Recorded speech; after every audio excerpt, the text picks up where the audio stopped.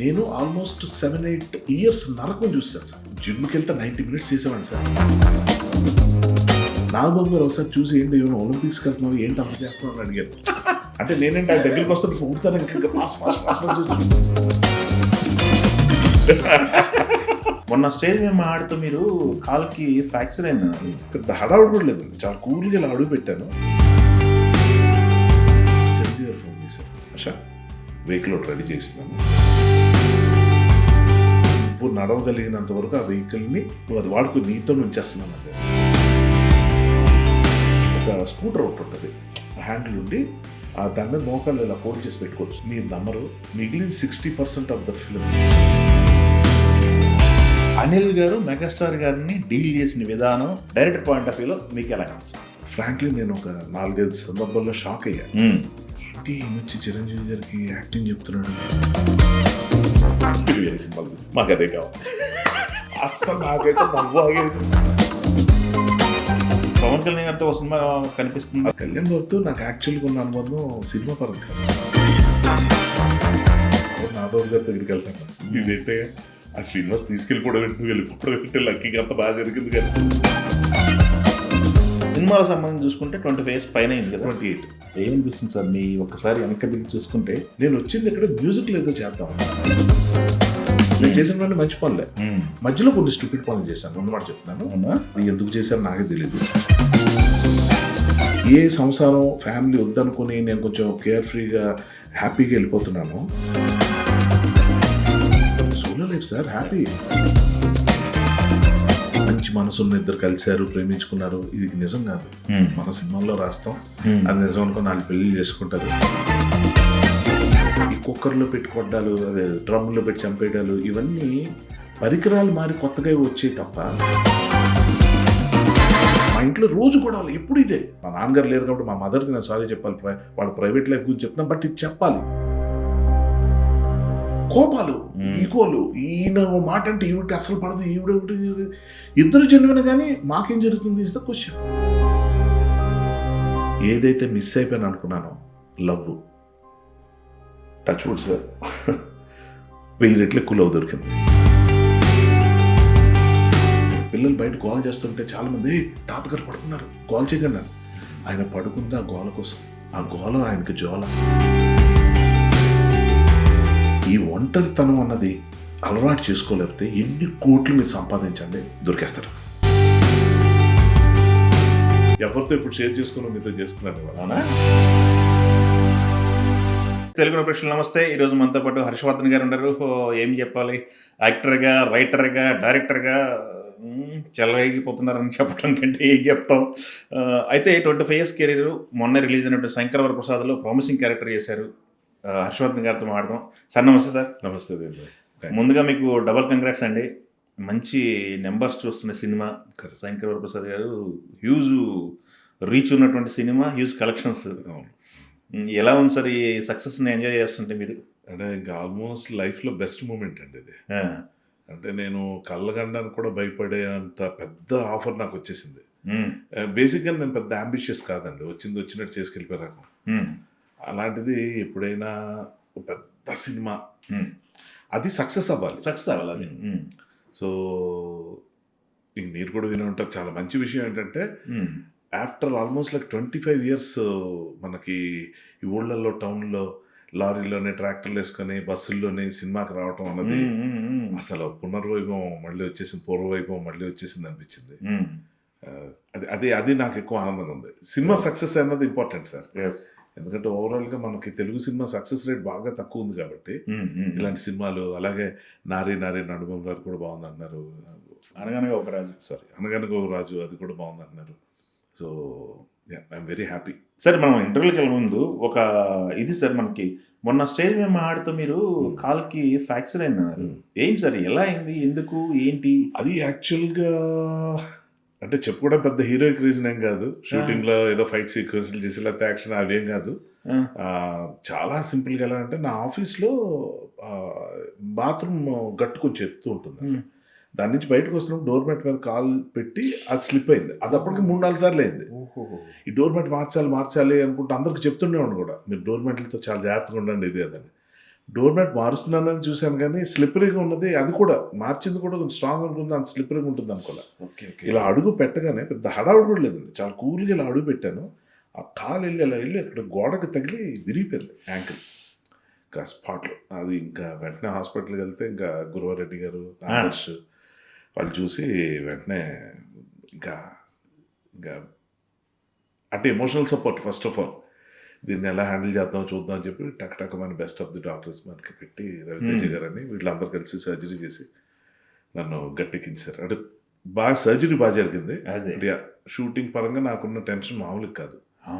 అంటే పెద్ద కాంబినేషన్ మళ్ళీ ఏం లేదు, మనకి ఏమైందంటే ఆగస్ట్ అంతా స్ట్రైక్లని పోయింది, 2 months పోయింది కదా ఆల్మోస్ట్ జూలై ఆగస్ట్. సెప్టెంబర్కి వచ్చేసరికి ఏమైందంటే వర్షాలు పడ్డాయి బాగా, దానివల్ల షూటింగ్లు అంతా డిస్టర్బ్ అయ్యాయి మావి. ఓకే. ఇంకా సెప్టెంబర్ 23rd నాకు తగిలింది, అక్టోబర్ 1st షూటింగ్ వెళ్ళిపోయాను. అది నిజంగా అప్పటికి ఇలా ఇంపాసిబుల్ అవ్వడం మంచిగా ఉంది. పైగా నాకు డాక్టర్ సైడ్ నుంచి అస్సలు పర్మిషన్ లేదు. కానీ నాకేంటంటే ఇంకా జీవితంలో రాక మంచి ఆపర్చునిటీ వచ్చింది, నా వల్ల సినిమా అంతా డిస్టర్బ్ అవటం. పైగా ఇంకోటి ఏంటంటే అంటే ఇది అదృష్టమో మరి అంటే ఆనందించాలో బాధపడాలో తెలియని విషయం ఏంటంటే అనిల్కి వెంటనే ఫోన్ చేశారు డైరెక్టర్కి, చేసి బాస్ ఇలా ఉంది నా పరిస్థితి, చాలా గట్టిగా తగిలింది, ఇది ఒక 2 నెలల పైన కోలుకునే పరిస్థితి లేదని డాక్టర్లు చెప్తున్నారు, ఏది నార్మల్గా లేచి నడవటానికి కాలు కింద పెట్టకూడదు, I lose this wonderful opportunity. ఎందుకంటే నేను నా వల్ల అంటే అదే చెప్తున్నాను కదా, ఇంత డిలే అయిన తర్వాత సంక్రాంతికి రిలీజ్, ఇంకా నా కోసం అందరూ త్రూఅవుట్ రోల్, చాలా బాధ వేసింది నాకు. అంటే ఒకటి నేను ఆపర్చునిటీ మిస్ అవుతున్నాను అన్నది ఒకటి, రెండోది ఏంటంటే నా వల్ల సినిమాకి ఇంత లాస్ అయిపోతుందా. రాక లైఫ్లో పెద్ద సినిమా వచ్చినప్పుడు అది మనం దానికి హెల్ప్ అవుతామా లేదా పక్కన పెడితే, చిరంజీవి గారికి సినిమాకి వేరే వాళ్ళ హెల్ప్తో పని లేదు, కానీ ఇంకా హెల్ప్ అవ్వకపోగా నష్టం కలిగించే విధంగా ఉండటం అనేది నాకు చాలా, అది నాకు తీరని మచ్చలా ఉండిపోతుంది. అంటే ఎవరు ఏదో అనుకుంటారు కదా, నాకే నచ్చట్లా ఇలా జరిగింది అంటే. ఇంకా నీళ్ళు అక్కడ మాత్రం నిజంగా నేను అంటే షాక్ అయిపోయాను తన రియాక్షన్ విని ఏంటి రీప్లేస్ ఏంటి అని అడిగాను. నా బదులు ఇంకెవరినైనా పెట్టుకోండి మీకు సజెషన్. భయ నేను అది ఆలోచించట్లా, మీరు ఎందుకు అవన్నీ మాట్లాడుతున్నారు అన్నాడు. కాదండి వేలు అయింది, మరి మీకు ప్రాబ్లం అయిపోతుంది కదా. లేదు నేను చూసుకుంటాను, మీరు నడవకూడదు అంతే కదా, కాలు కింద పెట్టకూడదు, నడవకూడదు అంతే కదా, డైలాగ్ చెప్పడం వచ్చు కదా, యాక్టింగ్ వచ్చు కదా అని. ఏంటిది అంటే మనకేమనిపిస్తుంది అంటే అతనికి నేనంటే చాలా మంచి అభిప్రాయం ఉంది. సో అలాంటి టైంలో నేను పోయి ఇలాంటి అంటే ఎమోషనల్ అయిపోయి అతను ఏదైనా ముందుకు తీసుకెళ్తున్నాడా, మంచిది కాదు కదా. నేను అతనికి సీనియర్గా నేను చెప్పాలి, గైడ్ చేయాలి. వద్దు క్వశ్చనే లేదు, మార్చి ఇంకొకరిని పెట్టే ప్రసక్తే లేదు, నారాయణ క్యారెక్టర్ చాలా ఇంపార్టెంట్ నాకు అని మీరు నోటీస్ చేస్తే. అంటే ఎవరు అన్నారు, చిరంజీవి గారు హీరోయిన్ పేరు చెప్పే కన్నా శశిరేఖ పేరు కన్నా ఎక్కువసార్లు నారాయణ పేరు ఎక్కువ జపించడం అన్నదే అయిపోయింది, నారాయణ మంత్రంలాగా అని చెప్పి జోకులు వేస్తుంటే నేను ముందు నవ్వేసంగా తర్వాత ఆలోచిస్తే నేను చూసాను మళ్ళీ మూవీ నిజం కదా. మాట్లాడితే ఏం నారాయణ, అదేం నారాయణ, అయిపోయింది నారాయణ, ఇలా ప్రతి దానికి ఏదో అది పర్టికులర్గా ఇన్సిస్ట్ చేసి ఆ నారాయణ అన్నది రావాలి సార్ అని చెప్పి చిరంజీవి గారితో కూడా చెప్పించడం. అది చూసిన తర్వాత సో ఒక మెగాస్టార్ నోట్ నుంచి ఆ పేరు అన్నిసార్లు రావడం అనేది చాలా ఇంపార్టెన్స్ ఉన్న క్యారెక్టర్. సో నేను మేనేజ్ చేస్తాను మీకు ఎందుకన్నాడు. 40% అయిందండి, ఇంకా 60% మూవీ ఉంది. ఎలా మేనేజ్ చేస్తాడో నాకు తెలియదు, కానీ ఒక పక్క ఆనందం, ఇంకో పక్క టెన్షన్. ఎందుకంటే ఏ అనర్థం జరిగినా మళ్ళీ నన్నే అందరూ తిట్టుకుంటారు, విసుక్కుంటారు, ఏంటి ఇలా జరిగింది అనుకున్నాను. కానీ అద్భుతాలు జరిగిపోయాయి. అంటే ఆ క్యారెక్టర్ నేను కంటిన్యూ చేయటం, అది పబ్లిక్కి తెలియని విధంగా ఉంటాం. సినిమా మొత్తంలో మీకు చిన్న డీటెయిల్స్ చెప్తాను. ఫస్ట్ అతను మన సరస్ సక్సేనా గారు వస్తారు, ఆయనకు ఫోన్ కాల్ వచ్చి ఐస్ ప్యాక్ పెట్టుకుని తల మీద టెన్షన్గా ఉందని అక్కడ నిల్చొని ఉంటా, అందరి మీద వెనక నిల్చొని ఉంటా. దాని కారణం నా కాలు కనిపించకుండా వచ్చిన first scene of the film నేను ఎక్కడ కనిపిస్తానో అప్పటికి యాక్సిడెంట్ అయ్యింది. కానీ దాని తర్వాత అడవిలో నడిచేవి, మసూరిలో నడిచేవి ఇవన్నీ ముందు తీసేశారు షూటింగ్ పరంగా. ఎంత విచిత్రం అంటే అది మీరు చూడండి. ఆ సీన్లో చిరంజీవి గారు వస్తారు ఫుల్ బిల్డప్తో వస్తే మేమంతా అతనికి సెల్యూట్ చేసి ఫాలో అయ్యి సరస్ సక్సేనా గారి దగ్గర వస్తాం. ఈ నడిచే షాట్లను ముందు తీశారు. తర్వాత డైలాగ్స్ లోపల నుంచినవన్నీ తర్వాత స్కెడ్యూల్స్లో పడింది. అది ఎంత విచిత్రంగా జరిగిందంటే ఎక్కడైతే నా మూమెంట్స్ ఉన్నాయో అడవిలో నడిచిన కానీ చాలా ప్లేసెస్లో నడిచే ఉంటాను. వెంకటేష్ గారి దగ్గర కాలేజ్ స్కూల్లో కానీ స్కూల్లో కానీ అవన్నీ ఒక ఫ్లోలో అయిపోయినాయి. 40% అంతా కలిపితే. యాక్సిడెంట్ అయింది, బ్యాలెన్స్ సీన్స్ అని మిగిలేసారు. ఒక చిన్న చిప్ ముగించేస్తా, సినిమా చూసిన వాళ్ళకి ఇంకా బాగా అర్థం అవుతుంది. ఇప్పుడు అమ్మాయిలందరినీ ఇతను ఫుల్ టీస్ చేసే సీన్ ఒకటి ఉంటుంది సెకండ్ హాఫ్లో, పబ్లో రెస్టారెంట్లో. అక్కడ మేము ఇద్దరం వస్తాం నడుచుకుంటూ వచ్చి ఆ సీన్ మొదలు పెట్టామండి. ఒక నైట్ అయింది, తర్వాత వర్షాలు పడడం స్టార్ట్ అయ్యి 2-3 నెలల తర్వాత బ్యాలెన్స్ సీన్ తీసాం. ఆ తర్వాత ఆ మధ్యలో నాకు యాక్సిడెంట్ అయింది. సో నడిచి వచ్చేటప్పుడు నాకేం జరగలేదు, కూర్చున్న తర్వాత యాక్సిడెంట్ అయింది, కూర్చున్న సీన్ అంతా మొత్తం చేస్తాం. ఇది ఇది ఇది విచిత్రం సార్, అంటే అలా కలిసి వచ్చింది కూడా. సో నాకేమనిపించిందంటే దానికి అనిల్ ఏమాత్రం ఫంబుల్ అవ్వకుండా బెదరకుండా, ఇప్పుడు మెగాస్టార్ అండి అక్కడ, ఆయన ఏమైనా విసుక్కుంటే ఏమైపోతాం అదొకటి ఉంది. ఆయన అలాంటి మనిషి ఏమాత్రం కాకపోగా ఇంకా ఆయన చేసింది కూడా చెప్పాలండి ఇదే ఫ్లోలో. యాక్సిడెంట్ అయిందని తెలిసినప్పుడు, అంటే ఆయన జర్మనీలో ఎక్కడో ఒక టూర్కి వెళ్ళి వచ్చారు. ఇంకా రేపు ఈవినింగ్ నైట్ షూట్, అదే ఈ మీసాల పిల్ల లీడ్ సాంగ్, ఆ మందు కొడుతూ అమ్మాయితో మాట్లాడి ఆ సీన్ షూట్ ఉంది. నన్ను అడిగారు, రాగలవా, కూర్చొని చేసేస్తాం అది ఇదని. వస్తాను, నేనేం రీజన్ చెప్పలేకపోతున్నా అనగానే చిరంజీవి గారు ఫోన్ చేశారు. చేసి నాకు ఒక్కసారి అతని పేరు చూడగానే అమ్మో, అదే ఏంటో రకరకాల ఫీలింగ్స్. ఫోన్ లిఫ్ట్ చేయగానే ఆయన ఒక పాజ్ ఇచ్చి సార్ అన్నాను నేను. ఎలా భరించే వర్ష, ఆయన బొమ్మ చూశారు, ఆ విరిగిన కాదు, చాలా భయంకరంగా ఉంటుందండి అది. అది నేను ఎవరికి సాయికి పంపించాను, సాయి కృష్ణ అని మన ఎగ్జిక్యూటివ్ ప్రొడ్యూసర్. అతను చిరంజీవి గారికి పంపించాడు. నేను ఎందుకు ఆయన పంపించారంటే చాలా చూడలేము సార్, అలా ఉంటుంది. ఆయన చూసి ఎలా తట్టుకున్నావు ఇది అంటే, సార్ అయిపోయింది సార్, ఇంకా సారీ సార్ మనకి ఇలా ప్రాబ్లం. ఏం మాట్లాడుతున్నావు, ఎవరికైనా అవుతుంది, అదేంటిది, నువ్వు జాగ్రత్తగా ఉండి, ఏంటి నీ ట్రాన్స్పోర్టేషన్ ఎలా, అది కంపెనీ బండి వస్తుందండి, నేను వస్తున్నాను నా కార్లో కాదు. లేదు నువ్వు ఉండు, నేను వెహికల్ పంపిస్తాను, ఒక ఎస్యూవీ అండి, బ్యాక్ సీట్స్ అన్ని తీయించేసి దానికి ఒక ర్యాంప్ పెట్టించి వీల్ చైర్ పంపించి, నా వీల్ చైర్ లేదు అప్పటికి, నేను ఏదో వాకర్ పట్టుకుని వెళ్దాం, ఇంకా నేను ఏమీ సెటిల్ అవ్వలేదు సార్, ఇంకా సర్జరీ 5 days అయింది, 6 days 1 week. నాకు ఇంకేం తెలియట్లే ఏం చేయాలి. ఆ వాకర్ పట్టుకొని అలా కుంటుకుంటూ వెళ్ళాలి. ఆ కాలు ఫోల్డ్ చేసి అలా కుంటడం వాకర్తో అంటే చుక్కలు కనిపిస్తాయి సార్. నేను ఇంకా ఎలా చేస్తాను షూటింగ్, అక్కడ మెట్లు ఉంటాయి, లిఫ్ట్లు ఉంటాయి, వాటెవర్ చాలా నడవాల్సి ఉంటుంది, ఇంకా అందరూ మోయడం అని ఊహించుకోలేకపోతున్నారు. ఓ వీల్ చైర్ పంపించారండి, ఓ ర్యాంప్ ఉన్న వెహికల్. ఆయన ఫోన్ చేసి మళ్ళీ, హర్ష వెహికల్ ఒకటి రెడీ చేస్తున్నాను, దానికి ఒక చిన్న అడ్జస్ట్మెంట్ ఉంది, అది రేపు చేయిస్తాను, నువ్వు ముందు ఇది వచ్చే ఇందులో ఆ వెహికల్ నీతోనే పెట్టుకో, నీకు ఎప్పుడు కావాలంటే అంటే ఇంకా మీ ఇంట్లో నుంచే వెహికల్, వీల్ చైర్ కూడా పంపిస్తున్నాను.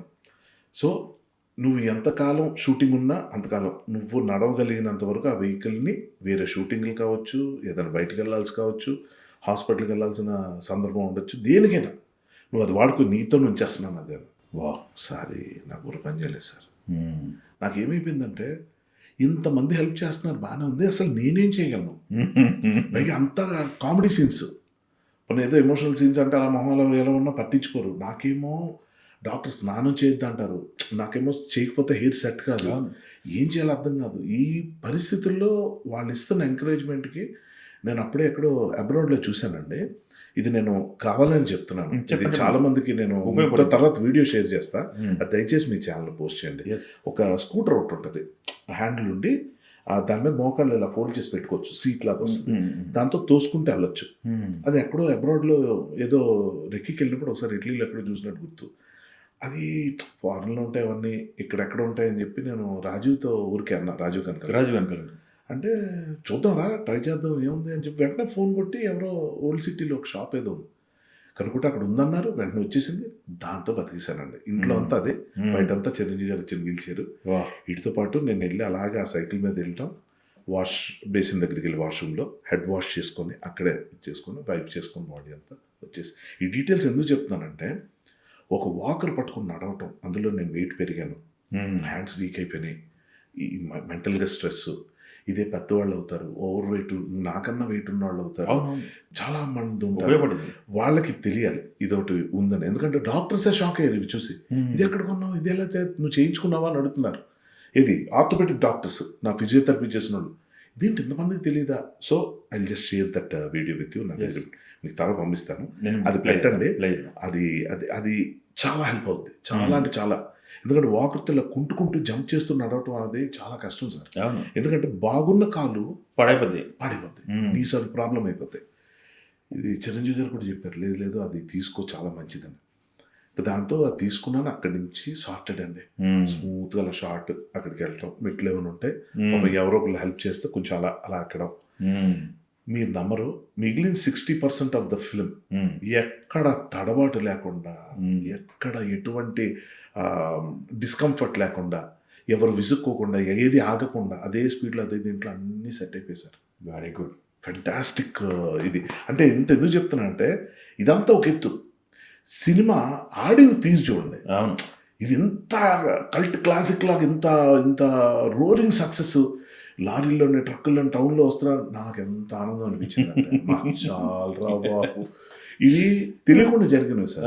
మనం ఏదో ఏదో సరదాగా ఎక్కడికో ర్యాష్గా ఏవో చేసి అలాంటి మనిషిని కాదు నేను. అంతే కదా, చాలా జాగ్రత్తగా ఉంటాను. అలా నాకు ఇలా జరిగినప్పుడు సో యా హ్యాపీనెస్ చాలా ఉంటాయి. బట్ మీరు చెప్పిన పాయింట్స్ అయితే ఉపయోగపడతాయి జనరల్గా. అది I wanted to make a video. ఇన్స్టాలో ఎటు పెడతాం కానీ దానికి ఉన్న ఫాలోవర్స్ కానీ మీకున్న ఎక్కువ ఉంటాయి, వ్యూవర్స్ ఎక్కువ ఉంటారు. This is really helpful. నేను ఫస్ట్ టైం మిమ్మల్ని అడుగుతున్నాను, చేయండి, మనం ఆడియన్స్ కూడా చూద్దాం, ప్లీజ్, నో ప్రాబ్లం. అయితే మెగాస్టార్ గారితో ఇన్ని రోజులు వర్కింగ్, ఎన్ని రోజులు పట్టింది సార్? ఒక 90 days 70 days? అంతలేదు, సినిమానే 80 days అండి. 80 days మొత్తం మూవీ 80 days లో కంప్లీట్ చేసి 82, 83 ఆడ్ డేస్ ఉన్నాయి. చిన్న చిన్న ప్యాచ్ వర్క్ అని కలిపి 85 అనుకోండి. 85 days లో సరే 85 days లో అతను ఫ్లాష్ బ్యాక్ సీన్స్ మేము ఉండనివి కొన్ని ఉన్నాయి, ఫైట్ సీక్వెన్స్ కానీ సాంగ్స్ కానీ అవన్నీ కలిపి ఒక 15-20 days తీసేసిన, 60 days సాలిడ్గా అతనితో వర్క్ చేసిన. 60 రోజులు. ఎలా ఉంది సార్ చిరంజీవి గారితో 60 రోజులు అంటే మామూలు విషయం కాదు కదా. అద్భుతం సార్. ఎన్ని సినిమాలు చేశారు సార్ చిరంజీవి గారితో? ఇది 4వ సినిమా అండి. 3వది విశ్వంబర, దీని తర్వాత రిలీజ్ అవబోతుంది. ఓ, అది కూడా అయ్యేసిందే. ఓకే ఓకే, ఓ సూపర్. అది కాకుండా గాడ్ ఫాదర్ ఇంటర్వెల్ బ్లాక్ లో చాలా మంచి సీన్, అది కూడా మంచి రోల్. కానీ స్క్రీన్ టైం తక్కువ అన్నిట్లో. ఇప్పుడు వస్తున్న విశ్వంబర్లో కూడా ఇంత రోల్ కాదు, బాగుంటుంది కానీ లిమిటెడ్ బాగా. ఇదైతే త్రూఅవుట్ ఆయన ఉన్న ప్రతి సీన్లో ఉండటం అదంతా. ఫస్ట్ది స్టాలిన్, అది ఆల్మోస్ట్ 55-60 days చేసింది, చాలా ఎక్కువ అది కూడా. ఓకే ఓకే, కానీ ప్రయారిటీ తక్కువ అందులో. అసలు ఒక్క డైలాగ్ కూడా ఉండదు, ఒకటో రెండో ఉంటాయి. ఓకే, ఇదైతే మొత్తం ఎలా ఉంది? అందరు కలగనే కళని మీరు సాకారం చేసుకున్నారు. అదే అంట, అది కళ కూడా కనలేదు నేను, అంత పెద్ద కళలు కనలేను నేను. నాకు భయం, మన రేంజ్కి అక్కడి దాకా ఎలా వెళ్తాం అని. కొంచెం నాకు కొంచెం లో ఎస్టీమే ఉంటుందండి. నేను పెద్దగా అంత కాన్ఫిడెంట్గా ఎక్కువ కళ్ళగానే చాలా ఉన్నాం. అంటే అది అవ్వకపోతే ఏంటి అన్న ఒక దీంట్లో ఉంటాను. నాకేంటంటే ఉన్నదాంతో తృప్తి పడదాం అన్న కాన్సెప్ట్ ఎక్కడి నుంచి వచ్చేసింది సార్ అది. ఎందుకంటే నాకు సంబంధం లేని ఫీల్డ్ ఇది. అంటే నాకు ఎవరు లేరు ఇందులో. అంటే ఏ బ్యాక్గ్రౌండ్ లేకుండా వచ్చి సక్సెస్ అయిన వాళ్ళు చాలా మంది ఉన్నారు కానీ, బట్ నా గురించి నాకే తెలియదు. ఎందుకంటే నేను వచ్చింది ఇక్కడ మ్యూజిక్లో ఏదో చేద్దామని, మ్యూజిషియన్ అవుదామని వచ్చారు. ఒక సింగరో, కుదిరితే టైం బాగుంటే మ్యూజిక్ డైరెక్టరో, లేదా కీబోర్డ్ ప్లేయర్ అవుదాం, దాంట్లో ట్రైనింగ్ ఉండేది నాకు. కొంచెం అది నేర్చుకుంటే ఇక్కడ ఏదో చేద్దామని వచ్చి నాకు అది తప్ప యాక్టింగ్, రైటింగ్, డైరెక్షన్ ఇవన్నీ వస్తున్నాయి కాబట్టి నేను వీటి మీద పెద్ద పెద్ద కళ్ళు కన్నాను. ఓకే, ఎందుకంటే అదే ఇప్పుడు జరిగినట్టు పెద్ద సినిమాలో రోల్ దొరికి, అంటే యాక్సిడెంట్లు ఎవరు ఊహించరు కానీ మనకి రాదు యాక్టింగ్, ఏదో నెట్టుకొచ్చేస్తున్నాం అన్న దాంట్లో ఉంటుంది తప్ప నేను ఎప్పుడు దీని గురించి కలగని అంత లేదు. Okay okay. అనిల్ గారు మెగాస్టార్ గారిని డీల్ చేసిన విధానం, వెంకటేష్ బాబు వచ్చిన తర్వాత ఇద్దరు స్టార్లను డీల్ చేసిన విధానం యాజ్ ఎ డైరెక్టర్గా, డైరెక్టర్ పాయింట్ ఆఫ్ వ్యూలో మీకు ఎలా అనిపించింది? Terrific sir, terrific to the core. అంటే ఎందుకంటే ఇక్కడ చాలా ఇంపార్టెంట్ పాయింట్ ఏంటంటే సార్, ఎంత పెద్ద స్టార్ అయినా కూడా, ఎంత కొత్త డైరెక్టర్ అయినా కూడా, కొత్త డైరెక్టర్తో వర్క్ చేసినప్పటికీ ఆ డైరెక్టర్ ఎంత కొత్త పాత చూడరండి, ఎంత బాగా హోంవర్క్ చేశాడు అన్న దాని మీద ఉంటుంది. ఓకే, అంటే ఇప్పుడు చిరంజీవి గారు ఆయనకున్న ఎక్స్పీరియన్స్తో ఒకటేదో చేస్తే ఇతను వచ్చి అలా కాదు సార్ ఇలా చేయండి అని చెప్తుంటే, ఫ్రాంక్లీ నేను ఒక 4-5 సందర్భాల్లో షాక్ అయ్యా. ఏంటి ఈయన వచ్చి చిరంజీవి గారికి యాక్టింగ్ చెప్తున్నాడు, అమ్మో ఇదేదో కొంచెం ఎక్కువ అవుతున్నట్టుందా అనిపించింది. తర్వాత తెలిసిందండి, అతను ఏం చెప్తున్నాడో చూడకుండా ఏం చేస్తున్నాడో చూస్తున్నాను. అతను చెప్తున్నాడని చూస్తున్నాను కానీ ఏం చెప్తున్నాడో ఫోకస్ చేయట్లా. తర్వాత తెలిసింది ఏంటంటే, పాత వింటేజ్ చిరంజీవి గారి సినిమాలన్నింటినీ సమీకరించి ఒక కథ తయారు చేసుకున్నాడు. కొన్ని సీన్లు ఆ బాడీ లాంగ్వేజ్ కావాలి. ఈయనకి వెళ్ళి, సార్ ఇందులో మా హీరోలా చేయండి సార్ అని గ్యాంగ్ లీడర్లో ఆయన ఎలా తిరిగి ఓకే స్టార్ట్ ద మ్యూజిక్ అంటాడు. ఆ సాంగ్ గ్యాంగ్ లీడర్ సాంగ్ మొదలవుతుంది. సార్ ఇక్కడ కూడా ఓకే స్టార్ట్ ద మ్యూజిక్ అనండి. మీకు గుర్తుంది కదా, హుక్ స్టెప్ ముందు ఆయన తిరిగి అంటాడు. అన్నప్పుడు దగ్గరికి వచ్చి ఎక్స్ప్రెషన్ అలా కదా సార్ ఇలా రావాలి అని చెప్పి గ్యాంగ్ లీడర్లో అతని విజువల్లో చూపిస్తే ఈయన టైమింగ్ మామూలుగా ఉండదు కదా. మీరు ఎవరెవరన్నా తీసుకొచ్చి చూపిస్తే అతను వాళ్ళలాగా ఇమిటేట్ చేయడం కష్టం, మాకు వచ్చింది ఏదో చేస్తాం అని ఈయన అర్థం. చిరంజీవి వర్సెస్ చిరంజీవి ఇలా మాట్లాడుకుంటే ఎందుకు చెప్తున్నా అంటే, ఇది అంత క్యూట్ సీన్ చూడండి. ఒక చిన్న కుర్రాడు వచ్చి ఇతను సినిమాలు చూసి ఎదిగినాడు. మీరు రౌడీ అల్లుడులో అది అలా అన్నారు కదా, మీరు అత్తకిమ్ముడు అమ్మాయికి మూడులో అందులో రేఖ శశిరేఖ అదే పేర్లు అవే ఉంటాయి. వెల్కమ్ మిస్ జ్వాల, ఏది మన చెంటబ్బాయి, ఆ జ్వాల అన్న పేరు క్యాథరిన్ పెట్టడం, శశిరేఖ పేరు మన హీరోయిన్ గారికి పెట్టడం, ఇవన్నీ అసలు ఇంకేం లేదండి. ఇక్కడ డైరెక్టర్ ఆలోచించింది ఒకటి, అబౌవ్ 30 ఏజ్ గ్రూప్ నుంచి మేము అనుకుంది 50-60, కానీ ఇప్పుడు 80s కూడా వస్తున్నారు, అది పక్కన పెట్టండి. అబౌవ్ 30 నుంచి 50 వరకు డైరెక్టర్ అనుకున్నది నాస్టాలజిక్ ఫీలింగ్ వస్తుంది. First point. కొత్త వాళ్ళకి కొత్తగా పరిచయం అవుతుంది. అవేవి సినిమాలు చూసుంటారు వాళ్ళు, అవన్నీ తీసుకొచ్చి ఇక్కడ పెడితే వాళ్ళు కొత్తగా అనిపించవచ్చు కదా. ఎంత బ్యూటిఫుల్ అండర్స్టాండింగ్ చూడలేదు బా. అది విని నిజంగా చిరంజీవి గారు ఒక 4 సందర్భాలు షాక్ అవటం నాకు తెలుసు. ఏంటి ఇలా చేస్తున్నాడు అసలు, నా క్లిప్పింగ్లో చూపించి నాకంటే అడుగుతాడు ఏంటన్నారాయన అని, ఆ క్యారెక్టర్ నా క్లిప్పింగ్లో చూపించి నన్ను అలా చేయమంటాడు ఏంటన్నారాయన. నేను సార్ నిజంగా సూపర్ సార్. సో అంటే ఆయన మెగాస్టార్ రూట్కి అవ్వలేదండి. అతని స్థాయికి ఇవాళ రేపు వచ్చిన చిన్న ఏజ్ పరంగా చెప్తున్నా, ఎన్ని సక్సెస్లు కొట్టినా చిన్నోడే కదా ఏజ్. అది కాదని వీళ్ళు ఇలాగని చెప్పొచ్చు, చెప్పిన సందర్భాలు కూడా లేదని ఇలా చెప్పలేదు సార్, అదే కావాలి ఆ వింటేజ్ మా ఫ్యాన్స్ కోసం, వాళ్ళకి ఆన్సరబుల్ నేను, ఈయన నన్ను యాక్టింగ్ చేయను, మీరు వేరే సినిమాలు మాకు అదే కావాలి. అస్సలు నాకైతే నవ్వాగేది, వీళ్ళిద్దరికి మిస్టరీ అసలు. ఇది ఎలా ఉంటే వెంకటేష్ గారితో వాళ్ళిద్దరు బాండు చాలా డిఫరెంట్ అండి. 4-5 సినిమాలు చేస్తున్నారు, అన్ని హిట్లే. వెంకటేష్ గారు ఏంటంటే అసలు ఇంత డిస్కషన్ ఆయనతో ఉండదు. ఆయన వచ్చి అనిల్ అంటే మీకు సరదా కూడా చెప్తా, ఆయన ఒక డైలాగ్ చెప్పి ఏంటి ఏమనుకుంటున్నారు మీరు అనగానే కట్ ఊరికే ఒక డైలాగ్ అనగానే అనిల్ వచ్చి సార్ మీరు చిరంజీవి గారు కదా సార్, ఈ డైలాగ్ ఈయనకి చెప్పాలి. ఓ ఈయనగా ఓకే అంటే అంత వదిలేస్తాడు ఆయన. డైలాగ్ నేర్చుకున్నాను, ఈయనతో చెప్పాలి ఏంతో చెప్పాలా కూడా పట్టించుకోనంత. అంటే ఇది ఎగ్జాంపుల్గా చెప్తున్నాను, ఇంత ఘోరంగా ఉండదు కానీ అంత గుడ్డిగా నమ్ముతారని చెప్పడం కోసం. That is something sir. అంటే this is not as a position అండి, డైరెక్టర్గా నేను చెప్తే మీరు వినాలి అది కాదు. He earned it over period of films. ఒక్కొక్క సినిమా చేసుకొని ప్రూవ్ చేసుకుంటూ సార్ విమర్శలు ఎన్ని లేవు, తెలీదా నాకు తెలీదా. అనిల్ రావిపూడి సినిమాలో రకరకాలు మాట్లాడతారు, బట్ ఫైనల్లీ హీ విన్స్. అంటే ఏంటి దాని అర్థం, ఆడియన్స్కి ఏం కావాలో అతను తెలుసు. ఇప్పుడు ఎవరైనా కంపేర్ చేసినప్పుడు ఏం చేస్తారు, ఫర్ ఎగ్జాంపుల్ ఏదో క్రింజ్ కామెడీ ఏదో అనేవారు, అనిల్ కూడా అది విని బాధపడేవాడు అండి. నేను ఇష్టంగా చేస్తున్నాను, అది అందులో తప్పేం చేయట్లేదు, ఒకటి అనుకుంటున్నాను, అది వర్కౌట్ అవుతుందో లేదో తెలియదు, పాతవి రిపీట్ చేయకుండా నేను కొన్ని క్రియేట్ చేస్తున్నాను ఇప్పుడు, అంతేగా అని ఉందనుకోండి ఫర్ ఎగ్జాంపుల్.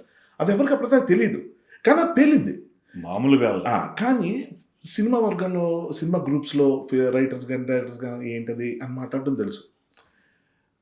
అయినా సక్సెస్ మాట్లాడింది. అయితే అలాగని చెప్పి ఆరోగ్యంట్ అయిపోలేదు అనిల్ ఏ రోజు కూడా. గడిగుడ్డు అది లేదండి. ఇప్పుడు యాక్టర్ ఎవరైనా ఇబ్బంది పడుతున్నారంటే అది చిరంజీవి గారే కాదు, నేను కానీ అభినవ్ కానీ ఎవరైనా కొంచెం ఇదవుతున్నారంటే దగ్గరికి వచ్చి అడుగుతాడు, ఏంటి కాదు నీకేమైనా అనిపిస్తుందా అంటే ఇదే ఓ అదే బాగుంది చేశాను అంటాడు. లేదా అది వద్దు భయ ఇది ఏమనుకో మళ్ళీ ఎక్స్ప్లెయిన్ చేస్తాడు, ఇది చూడండి అంటే అప్పుడు మనం ఏం చేయాలి, ఓహో ఇది మనం అనుకోలేదు కానీ ఏదో చెప్తున్నాడు సరే ఫాలో అయిపోదాం అయిపోవాలి. వర్కౌట్ అయిపోద్ది. బ్లైండ్గా ఫాలో అయిపోయింది సార్ నేనైతే. అంటే అంత హోంవర్క్ చేసినోడికి నేనే ఫాలో అయితే మెగాస్టార్ గారు ఆయన చూసిన లైఫ్ ఆయనకి తెలుసు. సో డెఫినెట్గా ఆయన అంటే ఇది రివర్స్లో చెప్పాలి, ఆయనే ఫాలో అయితే నేను ఎందుకు ఫాలో అవ్వను అనాలి. అంటే నాకు వేరే చాయిస్ లేదు. డెఫినెట్గా నేను అంటే కొంచెం డిస్కషన్లో పెడతా ఉంటాను. నాకు అతను స్కోప్ కూడా ఇస్తాడు. భయ్య మీరు రైటర్ కదా, ఏదో చెప్పండి భయ్య, ఏదైనా యాడ్ చేయండి, అది ఇదని ఏదైనా చేస్తే బాగా మెచ్చుకుంటాడు. అవన్నీ ఉన్నాయి. అందుకంటున్నా అంత ఫ్రీడమ్ అతను ఇచ్చినా కూడా కొన్ని ప్లేసుల్లో ఇది అది కాదేమో, లేదా నీళ్ళు ఇంతేనా అంటే లేదు అలా చేయండి, ఓకే చేస్తాను.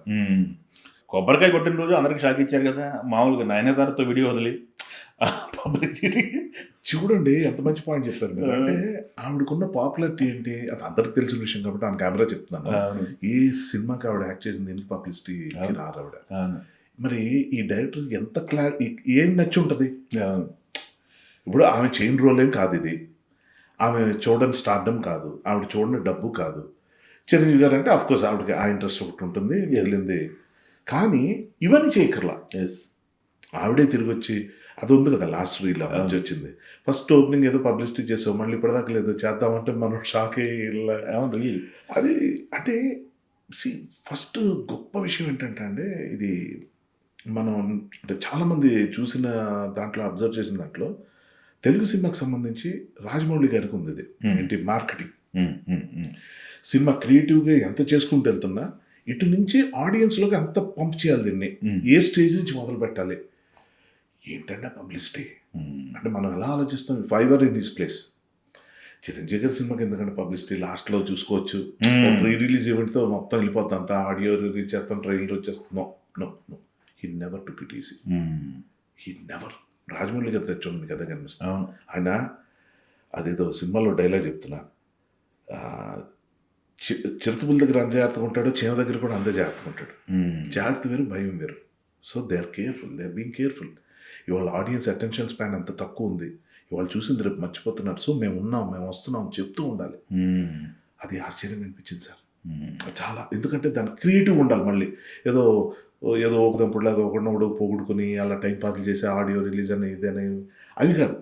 ఒక కాన్సెప్ట్తో రావడం, ఒక పబ్లిసిటీతో చేయడం. అని గట్టి మాట్లాడితే సంక్రాంతికి వస్తున్న సినిమా లాస్ట్ ఇయర్ చేసిన పబ్లిసిటీతో పోలిస్తే ఇది 20% దానికి చేశారు భయంకరంగా. అప్పుడు నాకు అనిపించింది, ఓ గ్రేట్ గ్రేట్ సూపర్.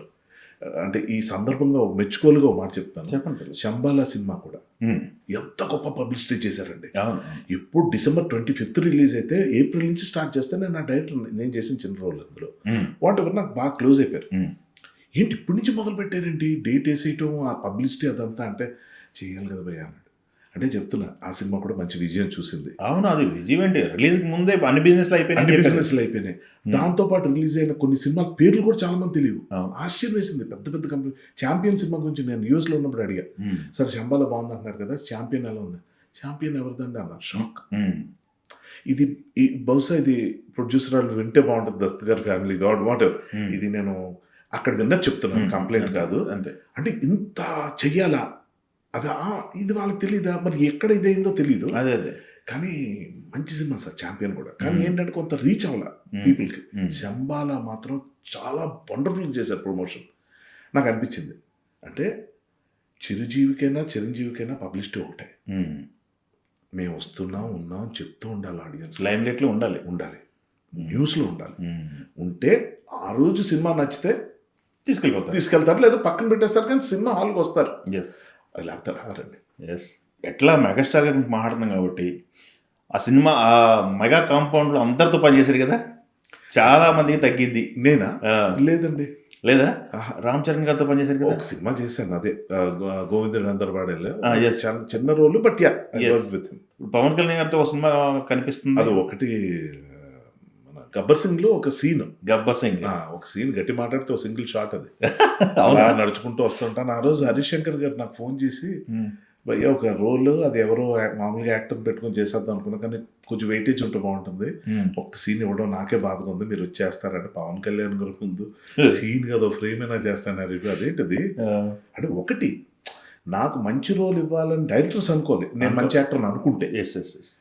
అనుకుని కూడా ఇవ్వలేని వాళ్ళు మనం ఏం చేస్తాం అంటే లేవు, వాళ్ళ దగ్గర ఉండేవారు. అనిల్ రావిపూడి ఉన్నాడు, సరిపడు క్యారెక్టర్ ఉండదు. ఎగ్జాక్ట్లీ. ఇప్పుడు అనిల్ రావిపూడి ఉన్నాడు, అతనికి నాకు పెద్ద ఫ్రెండ్షిప్ లేదు, ఎప్పుడు పెద్ద కూర్చొని మాట్లాడుకునేది లేదు, ఏమీ లేదు. అలాంటిది మరి ఈ సినిమాలో వచ్చిన తర్వాత అంటే మెయిన్ స్ట్రీమ్లో మెగాస్టార్ పక్కన ఉండే చాలా మంది యాక్టర్స్ అతను పెట్టుకోవచ్చు.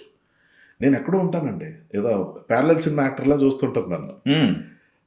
మంచి చెడు అలాంటివి వస్తుంటాయి పర్ఫార్మెన్స్ ఓరియంటెడ్, బట్ కమర్షియల్ ఇది రాలేదు నాకు ఇంకా. అలాంటిది నన్ను తీసుకొచ్చి ఇక్కడ పెట్టాడండి. సో నాకు దీనివల్ల ఇదేదో నా కృషి వల్ల వచ్చిందని నేను చెప్పను, అందులో నాకు విషయం లేకపోవడం వల్ల రాకుండా పోయిందని కూడా అన్నాను. సో అలా గబ్బర్ సింగ్లో ఒక షార్ట్ చేశాను, పిలిస్తే అప్పటికప్పుడు అలా వెళ్ళిపోయి మా ఇంటి పక్కనే షూటింగ్ అవుతుందంటే వచ్చేస్తాను, నేను ఫ్రీగానే ఉన్నాను, గబగబా వెళ్ళిపోయాను, చేశాను. కళ్యాణ్ బాబుతో నాకు యాక్చువల్గా ఉన్న అనుబంధం సినిమా పరం కాదండి. ఆయన స్క్రిప్ట్కి ఒక ఫిల్మ్కి కుటుంబ శంకర్ సినిమా స్క్రిప్ట్ అప్పుడు ఆ టైటిల్ కాదు, ఆ కథ కాదు, వేరే కథ అనుకున్నప్పుడు నన్ను పిలిచారు. అవునా? నాగబాబు గారికి నేను అంటే చాలా మంచి ఒపీనియన్. అవునా? కస్తూరి సీరియల్ చూసేవారు. అవునవును. అప్పుడు చాలా ఫీల్డర్స్ పంపించి కనిపించిన ప్రతి సందర్భంలో హర్షద్ చాలా బాగా రాస్తున్నావు, నువ్వు you should work for films అంటే ఎవరు కాదన్నారు, మనకు రావాలి కదా ఆపర్చునిటీ. ఈయన ఏదో అంటున్నారు కానీ ఎవరికైనా చెప్తే బాగుంది అనుకున్నాను, ఎవరికో చెప్పడం కాదు. ఆయన ఒకరోజు పిలిచి నువ్వు మా సినిమా రాయాలి అంటే నేను అనుకున్నాను, ఆయన బామర్ది ఉన్నారండి, ఆయన చిన్న చిన్న సినిమాలు చేస్తుంటారు. సో ఆ బడ్జెట్స్లో ఉన్న సినిమాలకి ఏదో నన్ను రైటర్ అనుకున్నాను. నువ్వు బెంగళూరు వెళ్ళి వర్క్ చేయాల్సి ఉంటుంది స్క్రిప్ట్ మీద, వీరశంకర్ గారు డైరెక్టర్ అది ఇదంటే ఓకే ఓకే వీరశంకర్ గారు. కళ్యాణ్ బాబు హీరో నాకు తెలియదు. బయలుదేరుతున్నప్పుడు కళ్యాణ్ బాబు దగ్గరికి తీసుకెళ్తాను సాయంత్రం అంటే సరే అన్నాను. మధ్యాహ్నం వెళ్ళాను, మధ్యాహ్నం పిలిచారని వెళ్తే ఆయన నిద్రపోతున్నారు ఆఫీస్లో, జస్ట్ పవర్ న్యాప్. ఆయన పిలవకుండా ఆయన మేనేజర్ శ్రీనివాస్ అని ఒక ఆయన ఉండేవారు. ఎందుకు వచ్చారంటే నాగబాబు గారు పిలిచారండి, కళ్యాణ్ బాబు అనేస్తున్నాను నేను, మనం పవన్ కళ్యాణ్ అనడం అలవాటు నాకు. కళ్యాణ్ బాబు గారి దగ్గర తీసుకెళ్తా అన్నారు. అవునా రండి నేను తీసుకెళ్తాను. ఆయన స్కూటర్ మీద నన్ను కూర్చోబెట్టి తీసుకెళ్ళిపోయాను. అంటే ఇంక పవన్ కళ్యాణ్ అని ఎందుకు అనుకుంటాం మనం. వెళ్ళిపోయి గేట్ దగ్గరికి వెళ్ళి బండి దిగి ఇదే అన్నాడు. అంటే బండి దిగి ఇలా ఎత్తురు చూస్తే మీరు వెళ్ళండి నేను రాను లోపలికి అంటాడు. ఇక్కడి నుంచి బీజిఎం స్టార్ట్ అయిందండి నాకు. ఇదేంటిది ఎక్కడికి వచ్చాను నేను, అర్థమైపోయి అంటే అర్థం కావట్లేదు సార్. నేను అసలు పవన్ కళ్యాణ్ అని కూడా అనుకోలే, అంత ధైర్యం లేదంటున్నా నాకు.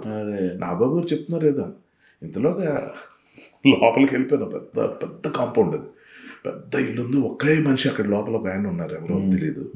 ఆయన ఒకసారి చూసి షాక్ అయ్యి మీరేంటండి ఇలా కళ్యాణ్ బాబు గారు రండి కూర్చున్నాను నిశ్శబ్దం సార్, పెద్ద భవనం, ఎవ్వరు కనబట్ల. ఆ తర్వాత సన్నగా మనిషి అలా వెళ్ళిపోతున్నాడు, గుండె ఆగి కొట్టుకుందాక మళ్ళీ ఇక్కడికి వచ్చానరా నేను. అసలు ఇప్పుడు నాగబాబు గారు అంటే రాంగ్ అడ్రస్కి వచ్చాను ఫీలింగ్. అక్కడి నుంచి వచ్చాయినా మీరా హర్షవర్ధన్ అంటే మీ సీరియల్ అవి చూస్తాం, ఇంకా అవన్నీ నేను చెప్తే బాగుండదండి. ఒక ఏదో కళ్ళల్లో వస్తే ఉంటాయి చూడండి. ఆయన చూసారంట సీరియల్ కూడా, వాళ్ళ మదర్ చూపించారంట కస్తూరి సీరియల్. Very good. అసలు చాలా ఆశ్చర్యం అనిపించింది. అంటే నేను ఇంకా మరి ఆయన ఎందుకు అబద్ధాలు ఆడతారు, కూర్చోబెట్టి మీరు ఇంకేం వర్క్ చేస్తున్నారు అదే. ఇంతలో నాగబాబు దగ్గర ఫోన్ వచ్చింది, ఆయనకి ఎవరో చెప్పారు హర్ష వస్తుంది, అలా వెళ్ళిపోయా నేను పరిచయం చేయాలి అని చెప్పి ఫోన్ చేసి అంటే వచ్చాడనే అతను మాట్లాడుతున్నాను నాతో.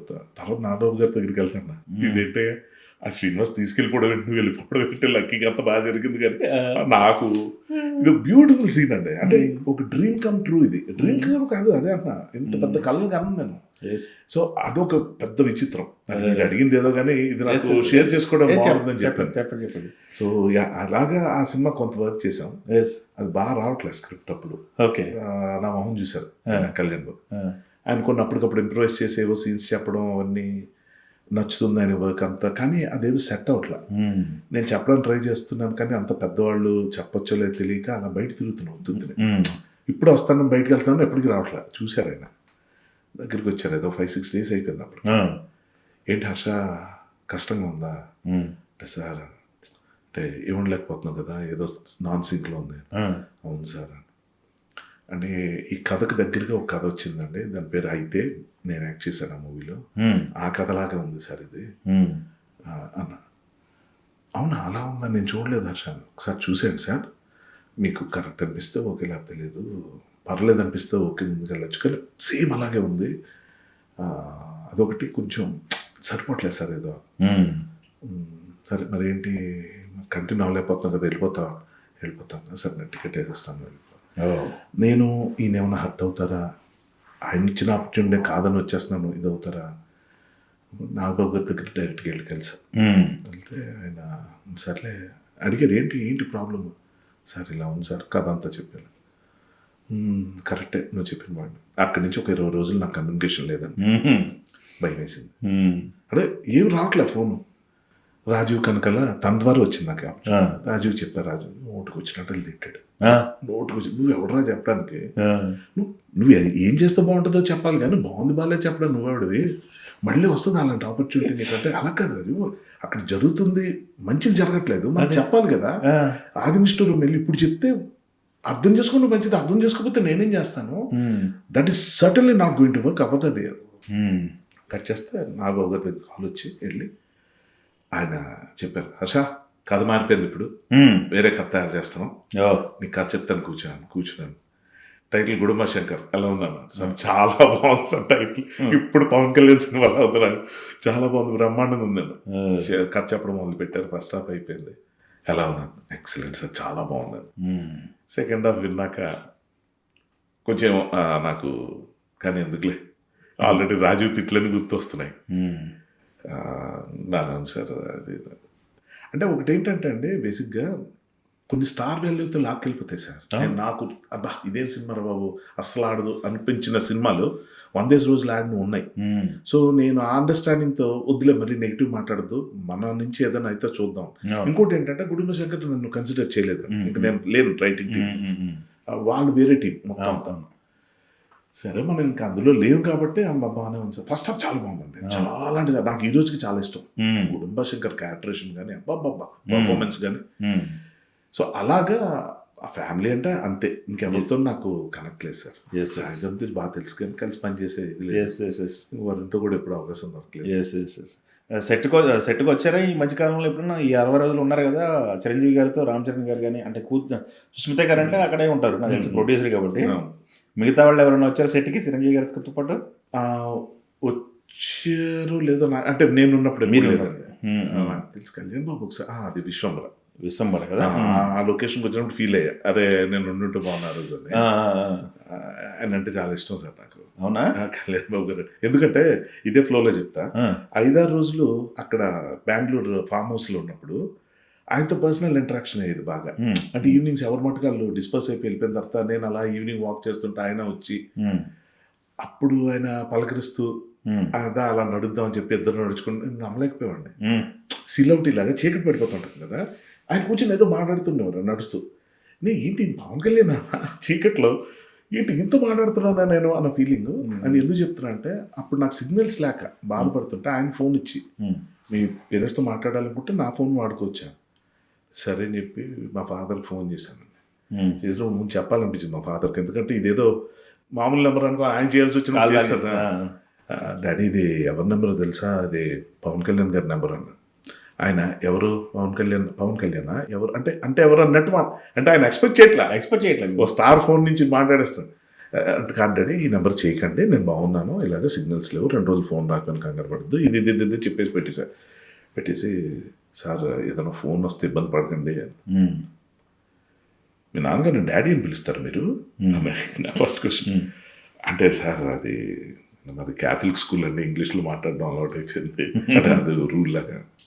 బా మీరు గ్రేట్ ఇంగ్లీష్, అమ్మ ఆడుకుంటున్నారు అయినా అక్కడి నుంచి. ఇప్పుడు పుసుక్కని మా నాన్నగారు నేను వెళ్ళి డాడీ అనుకోవడం నాన్నగారు అని పిలిస్తే ఆయన షాక్ అవుతారు. సరే ఈయన వరకు వదిలేద్దాం, ఆయన అలా పిలుద్దాం. That was the moment. Like అతను ఏదో మాటలు చెప్పాను, మా ఫాదర్ ఇలా డయాబెటిక్ అండి అందుకే ఫోన్ చేశాను. యూ వోంట్ బిలీవ్ ఆఫ్టర్ ఒక 5-6 years తర్వాత ఎప్పుడో తారసపడ్డాను మళ్ళీ ఆయనకి నేను. ఆయన వస్తే ఒక కళ్యాణ్ బాబు చూసి వెళ్ళబోయి అప్పుడు ఏం గుర్తుంటుంది అనుకున్నా. బాగా క్రౌడ్ ఉన్నారండి, అంత దూరం నుంచి ఆయన అలా వెళ్ళిపోతూ అందరికి ఇలా బాగా చెప్తే ఇలా చూసి ఒక్కసారి నేను నాకు గబగబా దగ్గరికి వెళ్ళాను. ఆయన వెళ్ళిపోవాలన్నట్టు అలా బాగున్నారు కదా ఫాదర్, బాగున్నారు కదా, ఓకే గుడ్, వావ్ గుర్తుపెట్టుకున్నారు. సో అది నాకు లవ్లీయెస్ట్ మెమరీ. సో ఇంకా ఆయన ఎప్పుడు కనిపించినా ఒకసారి వెళ్ళి ఎదురు పెడదాం. అది ఇంకా చిన్న విషయం ఏంటంటే మొన్న ఒక సరిపోదా శనివారం ఆడియో అంటే సుందరానికి ఆడియో రిలీజ్ కదా, ప్రీ రిలీజ్కి ఆయన వచ్చారు. వచ్చినప్పుడు ఆయనతో ఫోటో దిగుదాం అనుకుని ఆయన పిలిచే ఇది కూడా నాకు లేదు సార్. ఆయన స్థాయి ఇప్పుడు పెరిగిపోయింది, ఆయన ఇది అంతా వేరు, ఆయన ఏ మూడ్లో ఉంటారో తెలియదు, రకరకాలు వింటూ ఉంటాం. నేను వెళ్ళి సెల్ ఫోన్తో సెల్ఫీ అన్నది పక్కన భుజమే చేసుకుని ఉండక్కర్లేదు కదా, ఈ రేంజ్లో ఆయన నాకు తిరుగున్నారు, నేను ఇటు నుంచి ఇలా తీసుకుంటున్నా. ఎక్కడి నుంచి ఎలా తెలిసింది ఆయన తెలిసి నేను తక్కువ అప్పటికి తీసి ఫోటో ఇలా తీసేటప్పుడు ఆయన చూసి మళ్ళీ ఇంకోటి అంటే తిరిగి ఇలా పెద్ద పెద్ద పనులు చేసేయాలంటే సార్ మంచి వాళ్ళు అనిపించుకోవడానికి చాలు. ఎస్, సూపర్ అండి, మంచి ఎక్స్పీరియన్స్లు అన్నీ దాచుకున్నారు. చాలా చాలా అందుకే లైఫ్ ఈజ్ బ్యూటిఫుల్ సార్. నాకు అందుకే ఈ పెద్ద పెద్ద కంప్లైంట్స్ కెరియర్ పరంగా ఏం చేసేయాలి, ఇది కట్టేయాలి, అలా చేసేయాలి, ఎంత నిలిచిపోవాలి, ఎలా చేసే ఫ్యాన్స్ అన్ని బాగున్నాయి, అందరు బాగున్నారు, చాలు. Super super sir. అయితే ఫస్ట్ చిరంజీవి గారి ఫోటో, మనశంకర వరప్రసాద్ పేరుతో వచ్చిన ఫోటో, ఆ ఫోటో గురించి ఎక్కువ మాట్లాడాడు బాగా. చిరంజీవి గారు చాలా అద్భుతంగా ఉన్నారని చెప్పేసి. అసలు ఆయన మధ్యలో కొంచెం బొద్దుగా అయినా తర్వాత ఈ సినిమాకి వచ్చేసరికి పర్టికులర్గా చాలా అద్భుతంగా ఉన్నారు మాట్లాడుకున్నారు. చిరంజీవి గారి లుక్ గురించి చాలా మాట్లాడుకున్నారు. ఏంటి సార్ ఆయన అసలు 60 రోజులు ఆయన పక్కనే నీళ్ళలాగా ఉన్నారు. ఆయన అసలు ఏం చేస్తారు, ఎలా బిహేవ్ చేస్తారు, ఏం తింటారు, ఎలా ఉంటారు అనేది అందరికీ అద్భుతమైన పజిల్. అంటే బెస్ట్ కాంప్లిమెంట్ చెప్పనా నేను? చెప్పండి. నేను విన్నది, ఇది ఆర్టిఫిషియల్ ఇంటెలిజెన్సా అని అడిగారు. ఏలో చేసిన పిక్చర్ అని. ఎలా షాక్ ఇచ్చారు మీరు? అంటే ఇది కాదు అని అర్థమయ్యే ఆడియన్స్కి ఎంత సర్ప్రైజ్ రాబోతుందో ఆ రోజు అర్థమైపోయింది. సరే వాళ్ళ గురించి ఎందుకు, నా గురించి చెప్తా. ఒక 4 వారాలు అంటే 1 నెల ముందు ఆయనతో విశ్వంబర్ సాంగ్లో యాక్ట్ చేశాను. అంటే ఆ సాంగ్లో ఉంటాం. 4 రోజుల తర్వాత దీని ఫోటోషూట్. ఉలిక్కిపడ్డా చూసి నేను, ఏంటి సార్ ఇదంటే నవ్వుతున్నారు, నాకు తెలిసిన ఇది అడుగుతామని. అయ్యో బాబు ఏంటి ట్రాన్స్ఫర్మేషన్, ఏంటి ఇలాగా అని చెప్పి నేను అనుకున్నాను. ఉంటాయిగా షార్ట్ కట్స్ ఏమైనా ఉన్నాయా, ఏదైనా సరే ఇలా ఉండదు రేటు, లైపో సెక్షన్ చేయించుకున్నారా, లేకపోతే ఇంకోటి ఏదా సర్జరీలు అయ్యి ఉంటాయా, లేకపోతే ఏమైనా క్రాష్ డైట్లా, ఇలాంటివేవో ఆలోచించా. అవేమీ కాదు సార్. అంటే ఆయన షార్ట్ కట్స్ నమ్మే మనిషి కాదు ఆయన. అసలు ఆయన దగ్గర నుంచి చూసిన తర్వాత నాకు మా ఫ్రెండ్స్ ఎవరైనా అడిగితే ఇవన్నీ ఖచ్చితంగా కాదని చెప్పగలిగే అర్హత నాకుంది, అంటే అవగాహన నాకుంది. So I know what he has been doing. అంటే ఎలాగా పొద్దున్న 1.5 hours రిగరస్ కార్డియో వర్కౌట్ అయిపోయింది. షూటింగ్ వస్తారు, ఇంటికి వెళ్ళిన తర్వాత అది బయట అవుట్డోర్ అయినా కూడా ఇంటికి వెళ్ళిన తర్వాత, ఇంటికంటే మేము అవుట్డోర్లో చూసాం కాబట్టి చెప్తున్నాను, హోటల్కి వెళ్ళిన తర్వాత మళ్ళీ 45 minutes వర్కౌట్, హెవీ వెయిట్స్ అవన్నీ, వెయిట్స్తో స్ట్రెంథనింగ్ వర్కౌట్. అసలు ఏ రోజు అని మిస్ అవ్వడం నాకు తెలియదు. ఒక్కోసారి నైట్ సచిన్ కేట్కర్ గారు వచ్చారనో, లేకపోతే జరీనా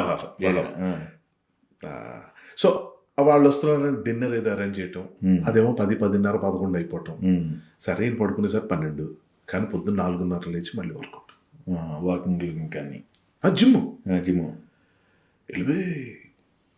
అసలు అంటే నేనేమనుకునేవాడిని అంటే, కష్టపడి 25 ఏళ్ళ వయసు 30 ఏళ్ళ వయసు జిమ్కి వెళ్ళిపోయి 40-50 years వరకు చేసి ఆ తర్వాత రిలాక్స్ అయిపోవడం కదా లైఫ్ అనుకుంటే, 70 years కూడా ఆయన 700 years అంటే పెద్ద పెద్ద నెంబర్లు ఇలా చెప్పకూడదు, కానీ 100 years ఆయన ఉన్నా కూడా ఆయన ఉన్నంతకాలం ఆయన వర్కౌట్ చేస్తూనే ఉంటారు, ఆయన ఫిట్నెస్ కోసం ప్రాకులాడుతూనే ఉంటారు. ఆయనే కాదు ఎవరైనా అలాగే ఉండాలన్నది ఆయన చెప్పేది.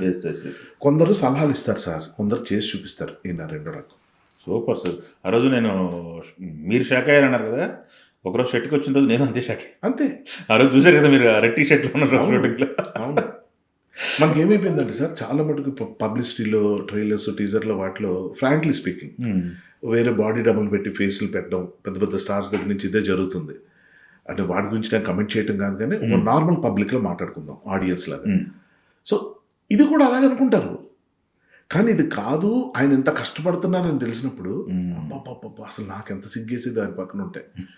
అంటే ఇప్పుడు ఆయన 70 నేను 70 అర్థమయ్యేది కాదు నిజంగా. ఆయనకన్నా నేను ఒక 20 ఏళ్ళు పెద్దవాడు అన్న ఫీలింగ్ నాకు ఉండేది నిజంగా చెప్తాను పక్కన ఉంటే.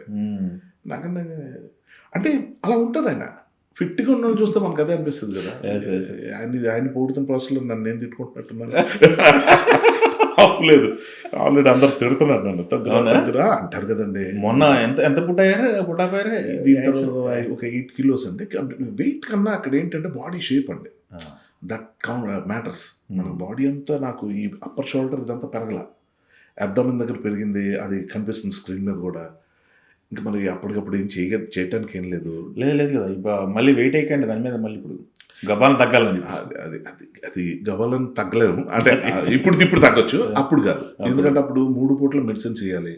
నేను ఒక ఇంటర్మీడియట్ చేయాలన్నా, ఒక డైట్లోకి వెళ్ళాలన్నా డాక్టర్ సజెస్ట్ చేసేవారు కదా, బాబు అవని ఈ 3 నెలలు అయిన తర్వాత 4 నెలల తర్వాత నువ్వు మళ్ళీ చేద్దు కానీ పెరగకుండా ఏం చేస్తావో చేసుకో అన్న దాంట్లో వస్తే అప్పుడు ప్రోటీన్ డైట్లో అట్లా ఉన్నా కూడా బట్ ఎస్ కూర్చుని ఉండేది కాబట్టి మిడ్ రేంజ్లో బాగా ఎస్ చక్కగా పెరిగింది. ఎస్ తగ్గించేయాలండి, ఇప్పుడు తగ్గించిపోతాం ఇంకెప్పటికి చేయలేం. అవునా? అంతే కదా, ఇంకా రిలాక్స్ బాడీ అలవాటు పడిపోతుంది. నా క్యారెక్టర్స్ ఇచ్చేవాళ్ళు కూడా ఎవరు అడగరు నన్ను వెయిట్ తగ్గాలి అని, ఎందుకంటే ఓకే ఇతనికి తగ్గ రోల్స్ ఇద్దాం. ఏమండి ఇంత వెయిట్ పెట్టుకుని నేను చేసినవన్నీ పోలీస్ ఆఫీసర్ రోల్స్.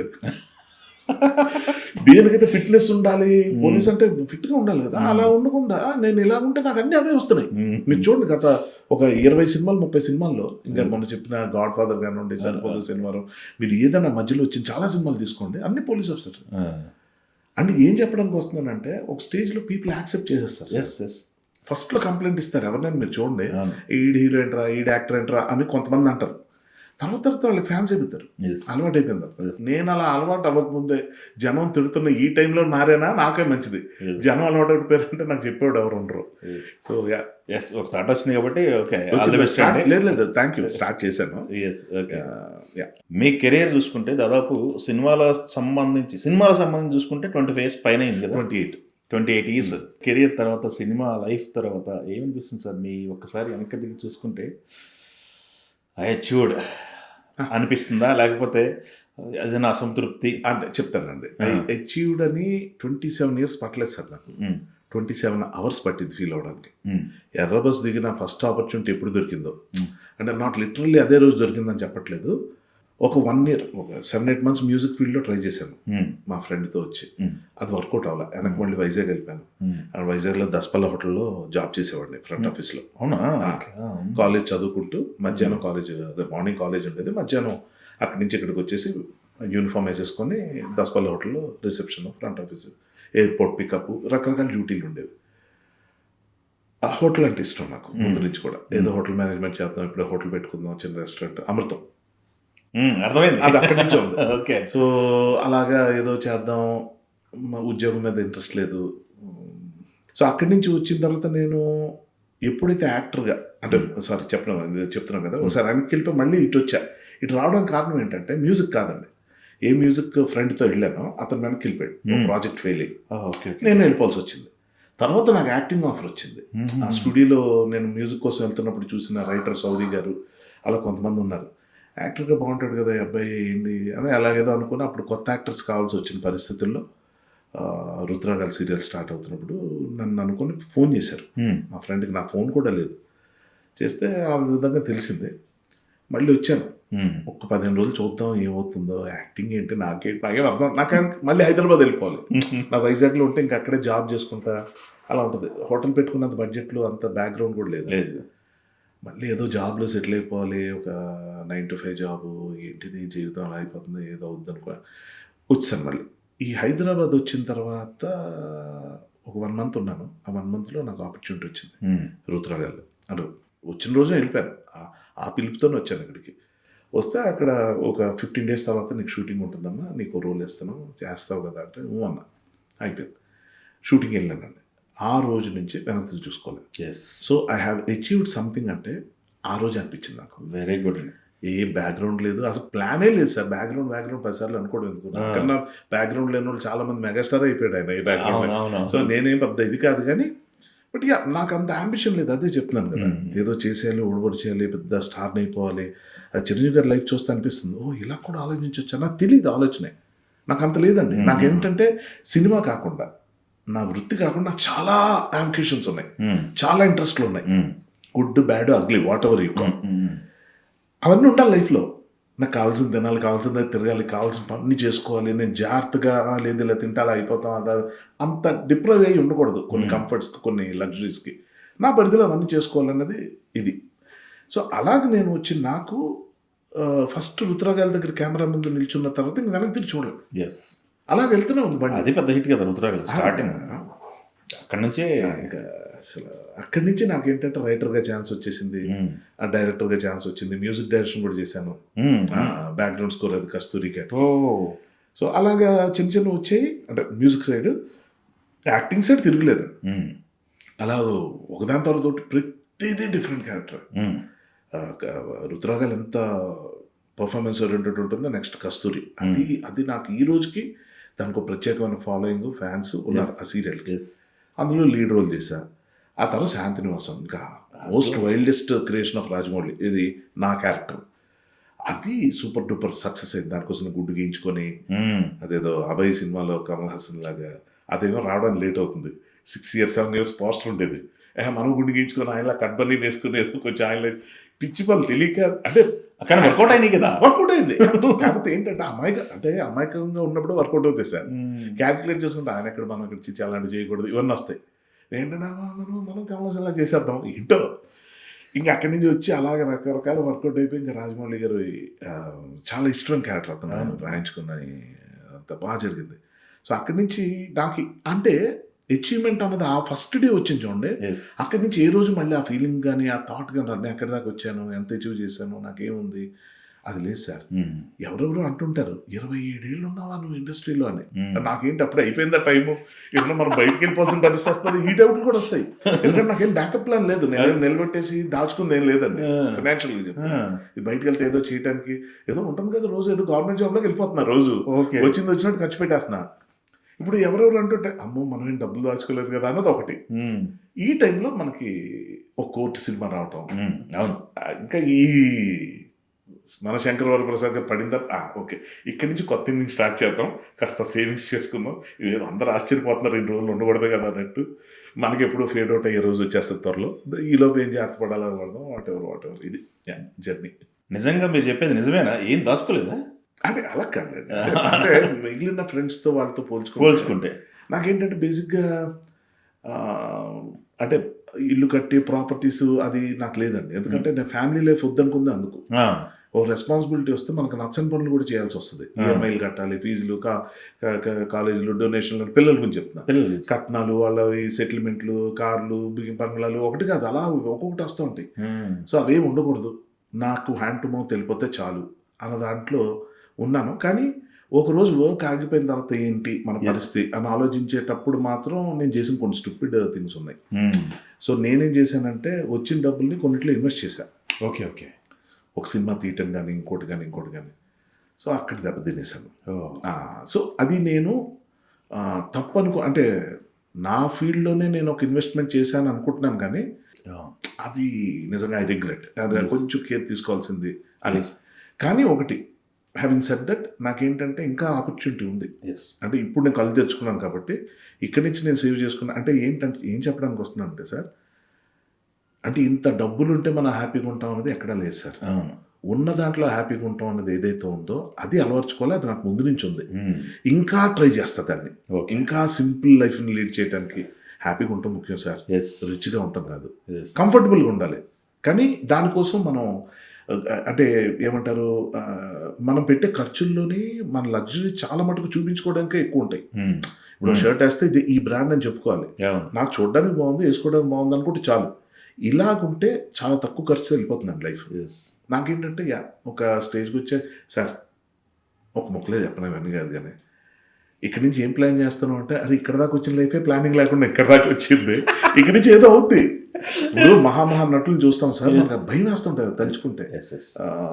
సావిత్రి గారు అలా ఫినాన్షియల్గా దెబ్బతిన్న స్టార్స్ని చూస్తే అలాగే నేను అయిపోతున్నానా, నేనేమో చేసుకోలేకపోతున్నానా అంటే తెలీదు. అంటే ఎలాగంటే అంటే నిజంగా బాగా ఉన్నోళ్ళు కూడా ఒక్కసారి ఆనందం అనేది, సంతోషం అనేది ఉండకుండా అనకూడదు. కానీ నాకున్న హ్యాబిట్స్ కాటికి ఇప్పటిదాకా ఒక బీపీ కానీ డయాబెటీస్ కానీ లేవు అంటే ఇది అచీవ్మెంట్ లా చెప్పుకోవట్లేదు.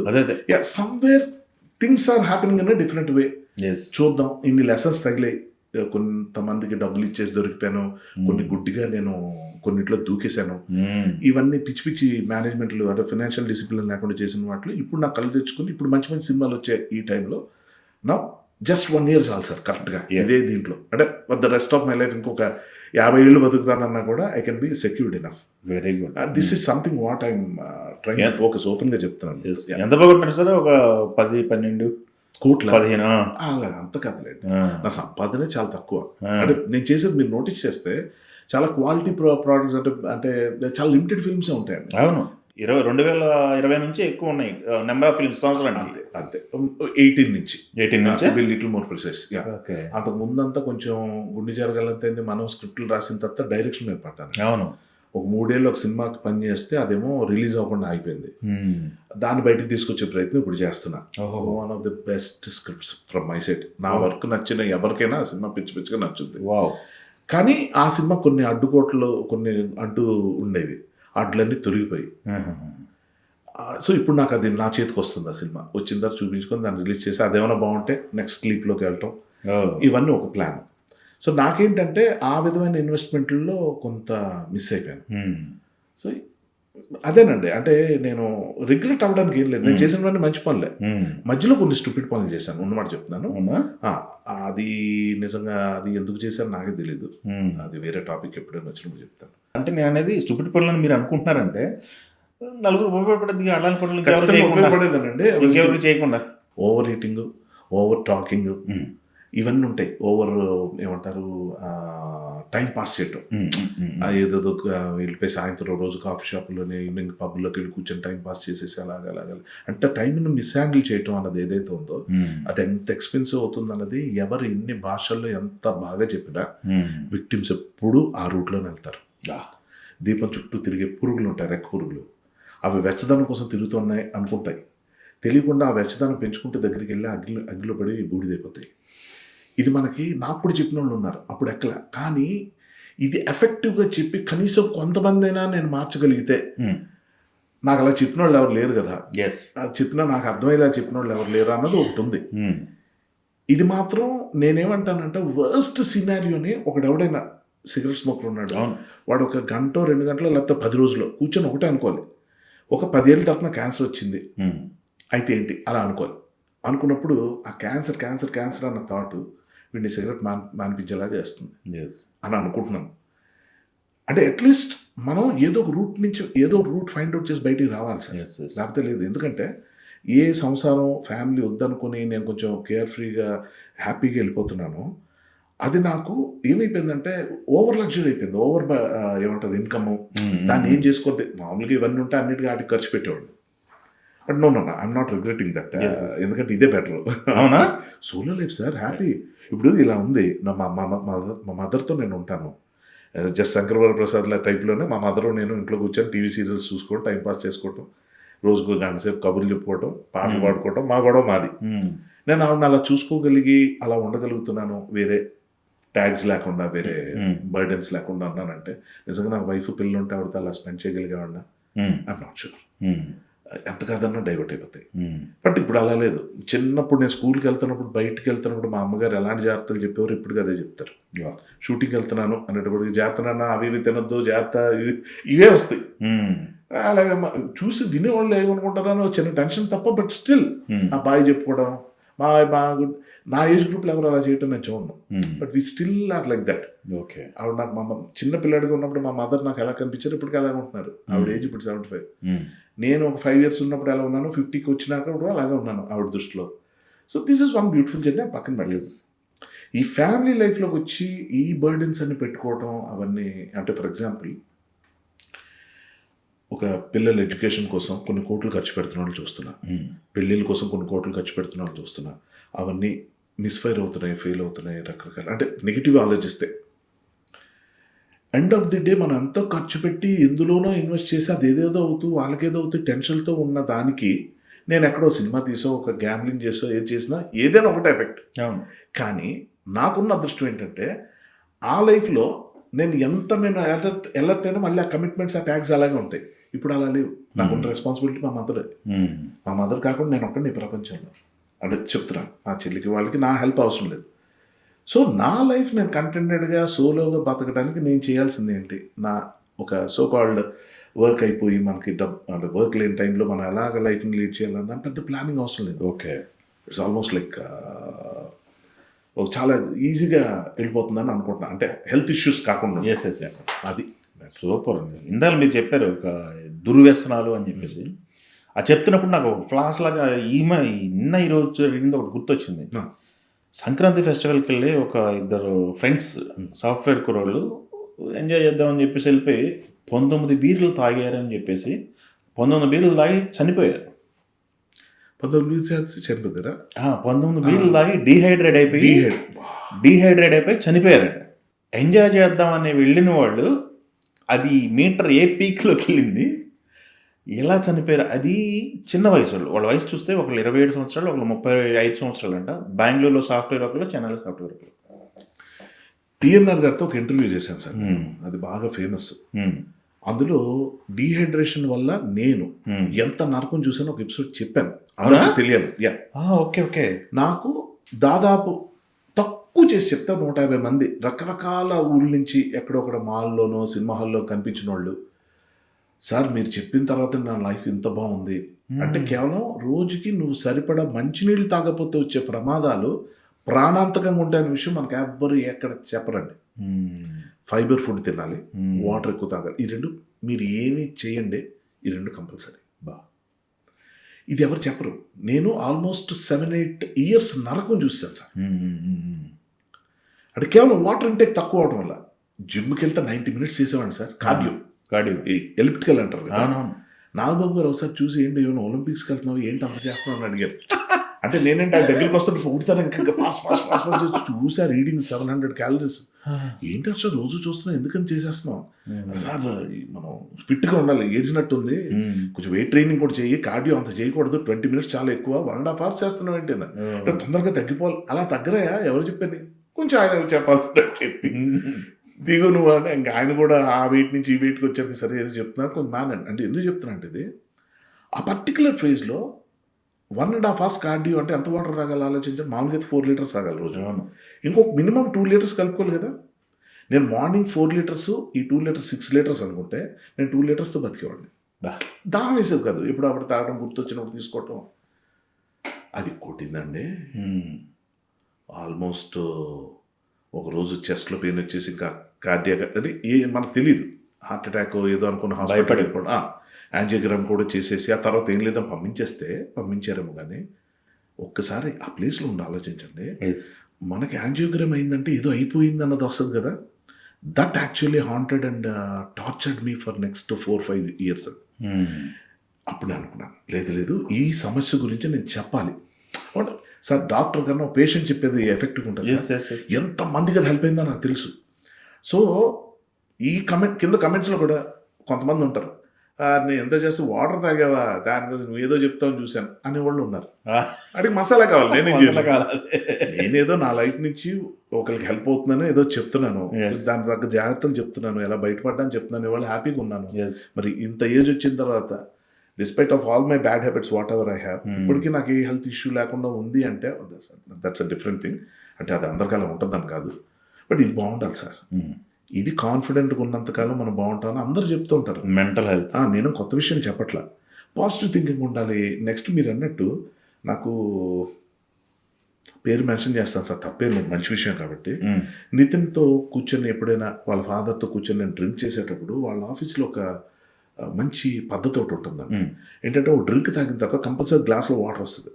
Very good. మనం అది ఇగ్నోర్ చేస్తే నితిన్ చెప్పేవాడు వాటర్ తాగు అని. తాగుతాను అని ఇంకో డ్రింక్ ముందు వాటర్ తాగు. ఏంటిది, ఓకే మంచిదేలే కాదు, చచ్చినట్టు తాగితే రాలేదు. అది మనకు తెలుసు కానీ చెయ్యం, ఎవరు చెప్తే కొద్ది రోజుల తర్వాత అలవాటు అయిపోయిందండి. నేను మొదలెట్టా నా సర్కిల్స్లో ఎవరి దగ్గరికి వెళ్ళినా డ్రింక్ పార్టీ ఉంది అంటే ముందు 1 లీటర్ నీళ్ళు తాగండి, 1/2 లీటర్ అట్లీస్ట్ తాగండి. కొంచెం చాదస్తంగా చూస్తారు సార్, ఏం తాగుదాం ప్లీజ్, ఇది ఒక్కటి నా మాట. ఇప్పుడు మీరు చూడండి ఎలాంటి సీన్ చెప్తున్నారు. ఫన్ కోసం వెళ్ళి 4 బీర్లు తాగితే 4-40 వాటెవర్, అంటే ఎన్ని తాగాలని నేను చెప్పను. కానీ మీరు మామూలుగా చేసే ఎంజాయ్మెంట్ అక్కడ చేస్తుంటే, అంటే పండగంటే మళ్ళీ మీరు చూడండి బీర్లు పగలు తాగుతారు. సో వాటర్ ఇంటేక్ అది కట్ అయిపోద్ది. నెక్స్ట్ బాగా తిరుగుతారు, గెంతుతారు, అవి నాన్ వెజ్లు తినేస్తారు, స్పైసీ ఫుడ్ తింటారు, ఇన్ని ఉంటాయి. ఇవి ఉన్నప్పుడు బాడీ చచ్చిపోద్ది సార్. అది చాలా స్ట్రగుల్ అయిపోద్ది. కేవలం మంచినీళ్ళు తీసుకోపోవడం, అది ఎంత మంచి పాయింట్ రైస్ చేశారు మీకు తెలియకుండా. నేను టీఎన్ఆర్ ఇంటర్వ్యూలో ఇది మాట్లాడాను, మళ్ళీ ఇప్పుడు చెప్తున్నాను. ఎందుకంటే మనం పోడ్కాస్ట్ చేసామంటే ఏం పీకాం, ఎన్ని సీరియల్స్ చేసాం, ఎంత యాక్టింగ్ చేసాం, అనుభూతులు ఏంటి, ఇవన్నీ ఓకే, చాలా వాటిలో చెప్పాను. కానీ ఇవి ఏమైనా హెల్ప్ అవుతాయా? ఓ విక్టిమ్గా, ఓ పేషెంట్గా చెప్పే మాటలు ఇవి ఎక్కువ కనెక్ట్ అవుతాం సార్. డాక్టర్లు చెప్పే కన్నా పేషెంట్లు చెప్పేదే ఎక్కుతుంది. సో విటమిన్స్ ఎప్పటికప్పుడు టెస్టులు చేయించుకోవాలి, మినరల్ టెస్ట్ చేయించుకోవాలి, వాటర్ బాగా తాగాలి, ఫైబర్ ఫుడ్ బాగా తినాలి. ఇంతకు మించి నేను కూర్చోబెట్టి ఇంతంత ఏమీ చెప్పను. సిగరెట్ కాలుస్తారా, మందు కొడతారా మీ ఇష్టం. దాని గురించి నాకు అసలు ఏ అండర్స్టాండింగ్ లేదు. ఏమీ అలవాట్లు లేని వాళ్ళు కూడా క్యాన్సర్లు వచ్చిపోతున్నారు. సిగరెట్లు మా తాతగారు 90 ఏళ్ళకు కూడా రోజుకి 20-30 సిగరెట్లు కాల్చి ఆయన అంతకాలం బతికారు. సో నాకు వీటి గురించి మాట్లాడడం నాకు ఇష్టం లేదు. ఒంటికి పడిందా చేసి, పడలేదా ఆపే. Super sir. ఏంటి సార్ షూటింగ్ ఉంటే షూటింగ్ లేకున్నప్పుడు హర్షవర్ధన్ గారు ఏం చేస్తారు? నేను చాలా బిజీ సార్, చాలా బిజీ. అందరూ ఏమనుకుంటారంటే నీకు సంసారం లేదు, కుటుంబం లేదు, పెళ్ళం లేదు, పిల్లలు లేరు అనుకుంటారు. కానీ వాళ్ళకన్నా నేను బాగా బిజీగా ఉంటాను. నాకు 24 hours సరిపోవు. చాలా యాక్టివిటీస్ ఉంటాయి. అంటే వండుకున్నాడు ఒకటే కూర. సో బాగుంటాయండి, చాలా చక్కగా ఎంజాయ్ చేస్తారు. లైఫ్ ఎంజాయ్ చేస్తా. మీకు ఏమనిపిస్తుంది బయట వింటున్నప్పుడు వార్తలు, రిలేషన్లు, పెళ్ళిళ్ళు కానీ లేకపోతే బాధ్యతల్లో ఉన్న వాళ్ళకి చాలా ఈ మధ్యకాలంలో చాలా వింటున్నాం. రిలేషన్షిప్లు బ్రేకప్లు కానీ లేకపోతే పెళ్ళైన వాళ్ళు ఒకళ్ళనొకరు చంపుకోవటాల దగ్గర నుంచి ఈ వార్తలు ఎక్కువ వింటున్నాం. అంటే గతంలో ఉన్నాయా లేవా అని పక్కన పెడితే ఈ మధ్యకాలంలో ఎక్కువ వింటున్నాం. ఎగ్జాక్ట్లీ, మంచి పాయింట్ అది. ఎస్, వాటి గురించి మీ అభిప్రాయం ఏంటి? ఆ రిలేషన్షిప్ నా దాకా నేను తెచ్చుకోలేదు అనుకుంటున్నారా, లేకపోతే ఈ చూస్తున్నప్పుడు మీ ఫీలింగ్ ఏంటి సార్?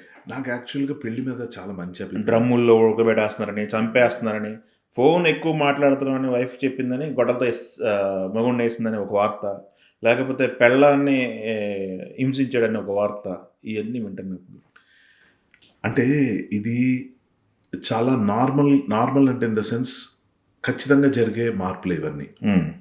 ఎందుకంటే రాను మనిషికి అటెన్షన్ స్పాను, టాలరెన్స్ కెపాసిటీస్ తగ్గిపోతున్నాయి. సో ఏమవుతుందంటే సార్ ఇది వినడానికి బాగోదు, కానీ లవ్ ఆ రిలేషన్షిప్ అన్నది అవసరాల మీదే ఆధారపడి ఉంటుంది సార్. మంచి మనసున్న ఇద్దరు కలిశారు, ప్రేమించుకున్నారు, ఇది నిజం కాదు. మన సినిమాల్లో రాస్తాం, అది నిజం అనుకుని వాళ్ళు పెళ్లి చేసుకుంటారు, తర్వాత వాళ్ళు కొట్టుకుంటారు. దానికి కారణం మనం, వాళ్ళు గుర్తించరు, మనం బయటపడం. ఓకే, అయిపోయింది. సో చెప్పొచ్చేది ఏంటంటే, మీకు నాకు మన ఇద్దరు ఫ్రెండ్స్ అనుకుందాం, ఇక మనం బ్రదర్స్ కాదు, ఇంకేమీ కాదు.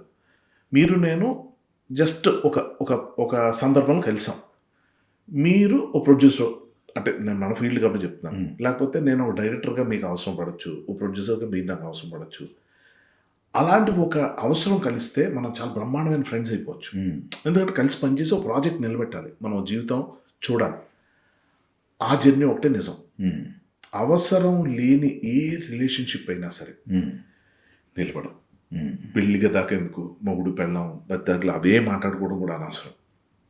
తల్లిదండ్రులు ఉన్నారు, అవసరం తీరిపోయిన తర్వాత ఓల్డేజ్ హోమ్లో పడేసే పరిస్థితి. ఇది అవసరంతో కూడా పని లేకుండా కొన్ని ఉంటాయి సార్. అబ్రాడ్లో అక్కడ ఉద్యోగాలు వచ్చేస్తాయి, ఖచ్చితంగా అక్కడే ఉండాలి. పేరెంట్స్ అక్కడ ఈ బయట నుంచి చేసే రిస్క్ ఉంటుంది, వాళ్ళు ఓల్డేజ్ హోమ్లో పెడతారు కాదంట్లా. ఉద్దేశం ఏదైనా చివరికి ఏం జరుగుతుంది అన్నది నా క్వశ్చన్. Relationship breakup. ఆ తల్లిదండ్రులు ఈ పిల్లల్ని కనడానికి కారణం ఏంటో మీరు ఒకసారి ఆలోచించండి. ఏం చెప్తారు? అరే నువ్వు పెళ్లి చేసుకుంటే పిల్లలు ఉంటారు, పిల్లలు ఉంటే నీ ఫ్యూచర్లో వాళ్ళు హెల్ప్ అవుతారు, నువ్వు కదలలేని రోజుల్లో వాళ్ళు నేను చూసుకుంటారు. ఇది ఒక ఇన్సూరెన్స్ పాలసీ లాగా పిల్లలు కనమంటారు. ఆ పిల్లలే చక్కగా ఒక దగ్గర సెటిల్ అవుతున్నారు. వాళ్ళ జీవితాలు నాశనం చేసిన హాస్పిటల్కి వచ్చేదే, నాకు వచ్చి సపరీలు చేయమని ఏ తండ్రి చెప్తాడండి, ఏ తల్లి చెప్తుంది. వాళ్ళకి అలా ఉంటే బాగుండు, ఈ టైంలో మాకు ఆసరా ఎవరు? అరే నా కూతురు ఉంటే, కూతురులు ఎటు మనం పట్టించుకోలేము, ఎందుకంటే అదొక డిజైన్ ఉంది మనకు అత్తారింటికి వెళ్ళిపోవడం. కనీసం కొడుకుంటే, లేకపోతే కొడుకు లాంటి కూతురు ఉన్నా వాళ్ళు మనం చూసుకుంటే బాగున్నాం అంటే, చూసుకోవడం అంటే ఏం లేదు సార్. రోజు వచ్చి ఒక అరగంట గంట పక్కన ఉంటాం, ఆ చెయ్యి తాకడం, బాగున్నావా ఏదో ఒకటి, అసలు బాగున్నా కూడా అక్కర్లా, ఏదో ఒకటి అలా ఏదో తాకుతుంటే ఉంటుంది చూడండి, ఏళ్ళతో అటు ఇటు తగలటం. మీరు నమ్మరు, అంతకుమించి ఏం లేదు సార్ రిలేషన్షిప్ నుంచి మనం ఎక్స్పెక్ట్ చేసేది. మీరు పెద్దవాళ్ళని ఎవరైనా అడగండి, ఏం ఉండదు. వాళ్ళకి పిల్లలు బయట గోల్ చేస్తుంటే చాలామంది తాతగారు పడుకున్నారు గోల్ చేయకుండా, ఆయన పడుకుంది ఆ గోల కోసం, ఆ గోల ఆయనకి జోల. వాళ్ళు ఆ సౌండ్ లేకపోతే ఉండలేరండి. సమ్మర్ వెకేషన్స్కి వచ్చి పిల్లలు అల్లరి చేస్తుంటే వీళ్ళు కూడా అంటారు, ఏంట్రా గోల అంటే ఎక్కడ పడిపోతారు, దెబ్బలు తగ్గితే అలాంటివే ఉంటాయి. చదువుకోండి కాసేపు, మరి ఎక్కడ తాతగారు ఇంటికి వచ్చాడు, చదువు దూరం పెట్టాడు, మళ్ళీ అల్లుడు గారు కోడల. సో ఇలాంటి దాంట్లో ఏదంటారు తప్ప వాళ్ళకి అల్లరి ఇష్టం, వాళ్ళకి గోల ఇష్టం. వాళ్ళ మీద పడిపోయి వాళ్ళ మీద ఏవో చేస్తుంటారు చూడండి పిల్లలు, బొట్లు పెట్టడం, జడలేయటం, ఇవి బాగుంటాయి వాళ్ళకి. ఒక్కసారి వెళితే వాళ్ళు వెళ్ళిపోయిన తర్వాత ఎలా ఉంటుంది అన్నది, ఇది చాలా భయంకరమైన నిజం సార్. ఈ ఒంటరితనం అన్నది అలవాటు చేసుకోలేకపోతే ఎన్ని కోట్లు మీరు సంపాదించండి, ఇందాక పాయింట్కి ఇప్పుడు వస్తున్నాయి, దొరికేస్తారు, గాన్, పిచ్చికి పొద్దు మీకు. ఎందుకంటే మీ ఏజ్ గ్రూప్ వాళ్ళతో మీరు ఫ్రెండ్షిప్ చేసుకుంటాం అని అనుకుంటారు, కానీ మీరు దగ్గుతుంటే ఆడు దగ్గుతుంటాడు, మీకు కడుపు నొప్పి అయితే ఆడు గుండె నొప్పి అవుద్ది. ఒకటి కాదండి, వాళ్ళని మీరు హ్యాండిల్ చేయలేరు. వాళ్ళకన్నా ఈ యంగ్స్టర్స్తో మీరు ఉన్నారనుకోండి బాగుంటుంది, కానీ యంగ్స్టర్ మీతో ఎందుకుంటారు, వాళ్ళు ఏమంటారు, ముసలోడరా, జాదస్తం ఎక్కువ, అది ఇది. కానీ ఇక్కడ మనం నేర్చుకోవాల్సింది ఏంటంటే యంగ్స్టర్స్తో ఏం మాట్లాడితే మనం వాళ్ళ ఇంట్రెస్ట్ మనం సంపాదించవచ్చు, వాళ్ళకి ఏ లాంగ్వేజ్ అర్థమవుతుంది. మీ కాలం కుర్రోళ్ళు మా మీ అలా లేవురా, మీరు ఇష్టం వచ్చినట్టు తయారయ్యారా, హెయిర్ స్టైల్స్ ఏంటో బట్టలు ఏంటి అనకూడదండి. బాగున్నావు ఈ డ్రెస్లో, చాలా బాగున్నావు, ఆ హెయిర్ స్టైల్ బాగుందిరా, ఏంటి ఫ్యాషనా, ఓకే ఇది ఇంకొంచెం ట్రై చేయొచ్చుగా, వాళ్ళ లాంగ్వేజ్ మాట్లాడాలి. అప్పుడు వాళ్ళు మన లాంగ్వేజ్ మాట్లాడతారండి, అది వాడు కూడా అండర్స్టాండింగ్ ఉంటుంది. సో నేను చెప్పొచ్చేది ఏంటంటే కంపానియన్షిప్ అన్నది మీరు డెవలప్ చేసుకోలేకపోతే, అంటే if you're dependent on company, నేను అది కూడా వదిలేశానండి. నా కంపెనీ నాకు ముఖ్యమైన, ఇందా మీరు అడిగిన దాంట్లో 24 hours నాకు సరిపోతుంది. దాంట్లో నా రిలేషన్షిప్లో, హుక్అప్లో, హ్యాంగ్అవుట్లో అవి ఒక పర్సంటేజ్, కానీ రోజుకు 2-3 గంటలు నాతో నేను ఉంటా. అది మస్ట్, అది నాకు ఇప్పటి నుంచే దాన్ని అలవాటు చేసుకుంటున్నా. అది పెంచుకుంటూ వెళ్తా, 2 గంటలు 20 గంటల దాకా తీసుకెళ్తా. అది మేబీ నా ఫ్యాగ్ ఎండ్ ఆఫ్ లైఫ్ అయ్యుద్ది, నాకు ప్రాబ్లం ఏమి ఉండదు. సో ఎలా హ్యాండిల్ చేసుకోవాలో తెలియని రిలేషన్షిప్స్ ఉన్నప్పుడు, అన్ని అవసరాలు బేస్డ్ అని అన్నాను కదా, అవసరాలు బేస్డ్ ఉన్నప్పుడు మీతో నాకు అవసరం లేదని భర్త భార్య గురించి ఫీల్ అయినా, అంటే వాడికి ఏదో వేరే అమ్మాయితో సంబంధం ఉన్నా, లేకపోతే వద్దురా బాబు ఎందుకు నేను పెళ్లి చేసుకోకపోతే బాగున్నాను అనుకుంటున్నా, అది అతను అనుకున్నా ఆమె అనుకున్నా ఇదే గొడవ. ఇంకోటి ఏంటి, ఫినాన్షియల్ డిపెండెన్స్ ఉంటే బాండ్స్ బాగుంటాయండి. తెలుగులో చెప్పాలంటే బాగుండదు వినడానికి, కానీ చచ్చినట్టు పడి ఉంటారు. అది మనం బయటకు అలా అన్నాం, వాళ్ళిద్దరు కలిసి ఉన్నారంట. మీరు చూడండి, కట్నం కోసం పెళ్ళిళ్ళు జరుగుతాయి, సంపాదనల కోసం ఉద్యోగాలకు వెళ్తారు, ఒక ఇన్కమ్కి ఇంకో ఇన్కమ్ తోడవకపోతే కష్టం కాబట్టి ఉద్యోగం ఉన్న అమ్మాయిని పెళ్లి చేసుకోవడానికి ఒకటి ఇష్టపడతాడు. లేదా అసలు నేను సంపాదించకుండా హాయిగా సరదాగా కిట్టి పార్టీలు చేసుకుంటూ బతకాలన్నప్పుడు ఒక మంచి రిచ్ గాయని పెళ్లి చేసుకోవాలని ఒక అమ్మాయి అనుకుంటుంది. ప్రతి దానికి ఒక రీజన్ ఉంటుంది, ఒక నెసెసిటీ ఉంటుంది, క్యాలిక్యులేషన్ ఉంటుంది, నెసెసిటీ ఉంటుంది. అది తప్ప అంటే ఏదో ఒకటి సిస్టమ్ హ్యాస్ టు గో. కానీ మనం ఏదైతే లవ్ అని మాట్లాడుతున్నాం అది ఎందుకు కనబడట్లేదు డిస్కషన్స్లో కూడా, అలవాటు పడిపోవడాన్ని లవ్ అని ఎందుకు అనుకుంటున్నాం. ఇది చాలా వాస్ట్ టాపిక్ సార్, చాలా ఇంటెన్స్ టాపిక్. కానీ ఈ కుక్కర్లో పెట్టి కొట్టాలు, అదే డ్రమ్లో పెట్టి చంపేయడాలు, ఇవన్నీ పరికరాలు మారి కొత్తగా వచ్చాయి తప్ప, మీరు ఒక 30 ఏళ్ళ క్రితం వెళ్తే మానసిక క్షోభ ఉండేది సార్. భర్త ఇంటికే రాకుండా, పిల్లలకి అన్నం కూడా పెట్టకుండా, ఆ భార్య బయటికి చెప్పుకోలేక, అది మర్డర్ కన్నా ఘోరం కదా. అదేవిధంగా భార్య ఇంకో సంబంధం పెట్టుకోను, లేకపోతే పిల్లల్ని సరిగ్గా చూడకుండానో, లేకపోతే హిస్టరీగా మొత్తం ఇంటికి రాగానే రచ్చ రంబోలా చేసేసి, మనం అనుకుంటాం ఒక కోసేసి చంపేసి మూటలు కట్టేసి కుక్కర్లో పెట్టి ఇవే మర్డర్లు అనుకుంటాం. ఇవి ఇంకా పెద్ద మర్డర్లు సార్. సజీవం ఉండి మనుషులు పిచ్చెక్కిపోతున్నారు, ఏం చేయాలో అర్థం కావట్లేదు, రెస్ట్లెస్నెస్ పెరిగిపోతుంది, షార్ట్ కట్లు వచ్చాయి అన్నిటికీ. పిల్లలు కనడానికి అమ్మాయి అక్కర్లేదన్న పొజిషన్కి వచ్చేస్తుంది. ఇప్పుడు ఏదో ఒక మెషిన్ కనుక్కున్నారు అనుకోండి, మీరు నమ్మండి, స్త్రీ జాతి మొత్తం నాశనం అయిపోతుంది సార్. మగాళ్ళు బతకనివ్వరు అమ్మాయిల్ని, ఆమె కన్యా కెపాసిటీ లేకపోతే ఏ అమ్మాయిని బతకనివ్వరు సార్. ఇది వినడానికి ఘోరంగా ఉంటుంది కానీ నిజం. అలాగే అమ్మాయిలు కూడా ఇప్పుడు ఎలా తయారైపోయారంటే, పూర్వం భర్త మా అమ్మని మా నాన్న కొట్టినా మా అమ్మ భరించేది కానీ నేను భరించను అన్న దానికి వచ్చారు. ఎందుకు భరించాలి సార్ నిజంగా అంటే, ఏం ట్రైనింగ్ ఇచ్చాం మనం జనరేషన్స్. నేను మా ఇళ్లలోనే చూశాను, ఇళ్ళలో గొడవ అయితే ఏదంటే అలాగా ఇదవుతావు, మా ఆయన నన్ను కొట్టలేదా, ఇవన్నీ మామూలే, ఇంట్లో సంసారంలో కలహాలు ఉంటాయి. ఈ సినిమా డైలాగుల్లో పెడతాం సార్ ఇవన్నీ, దుర్మార్గమైన రుద్దుడులు సార్ ఇవన్నీ. అలాగే రెచ్చగొట్టమంటలా, నేను కొడితే నువ్వు కొట్టు, అది కాదు అక్కడ. శంకర్ వరప్రసాద్ again, ఎంత బ్యూటిఫుల్ సీన్ సార్ అత్తకోడల మధ్యలో, వాట్ ఏ రైటింగ్. ఈ క్రింజ్ కామెడీలు, గడిదిగుడ్డు కామెడీలు ఏదో చేసాడు కాదండి, కాదు. Anil Ravudi brilliance of writing చూపించాడు. అత్తకోడల సీన్ ఎంత గొప్ప సీన్, అది జస్ట్ కాఫీ కలిపే టైంలో అయిపోయింది అంతే, చెప్పాల్సింది కాదు. అది ఎంత బ్యూటిఫుల్ లీడ్ తీసు, అంటే బ్రిలియంట్ రైటింగ్ అని నేను చెప్తున్నా.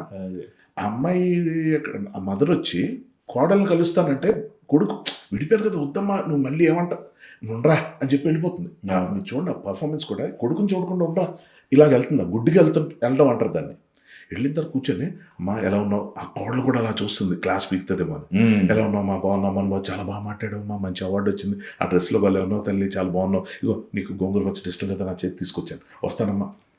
అదేంటిది మీరు మీ కొడుకుతో ఉంటారని నేను లీక్ చేసేస్తున్నాను, పర్లేదు ఇది తెలియాలి, మీ కొడుకుతో ఉంటారు ఉండమని చెప్పి మీరు అంటారు అనుకున్నానంటే యాక్చువల్గా మూడు పిల్లల మధ్యలో మూడో మనిషి రాకూడదమ్మా అన్నగానే చూడండి, రైటింగ్ పక్కన పెట్టండి, కట్టేం పడుతుంది సార్ నెక్స్ట్ షాట్. చిరంజీవి గారు ఇలా చూస్తారు ఆ మామగారిని, నువ్వు మధ్యలో దూరి పెంట చేసావు మాకు, మా అమ్మ చెప్పింది చూడరా నేర్చుకో, మా జీవితాన్ని మా పిల్లల జీవితాన్ని నాశనం చేసేస్తావు ముసలినాడు. కానీ చూస్తాడు ఒక చూపు. ఎంత దుర్మార్గమైన విలన్ క్యారెక్టర్ అండి. ఆడెవడో ఇంకొక విలన్ ఉంటాడు, వాడికన్నా డేంజర్స్ అవుతున్నాం.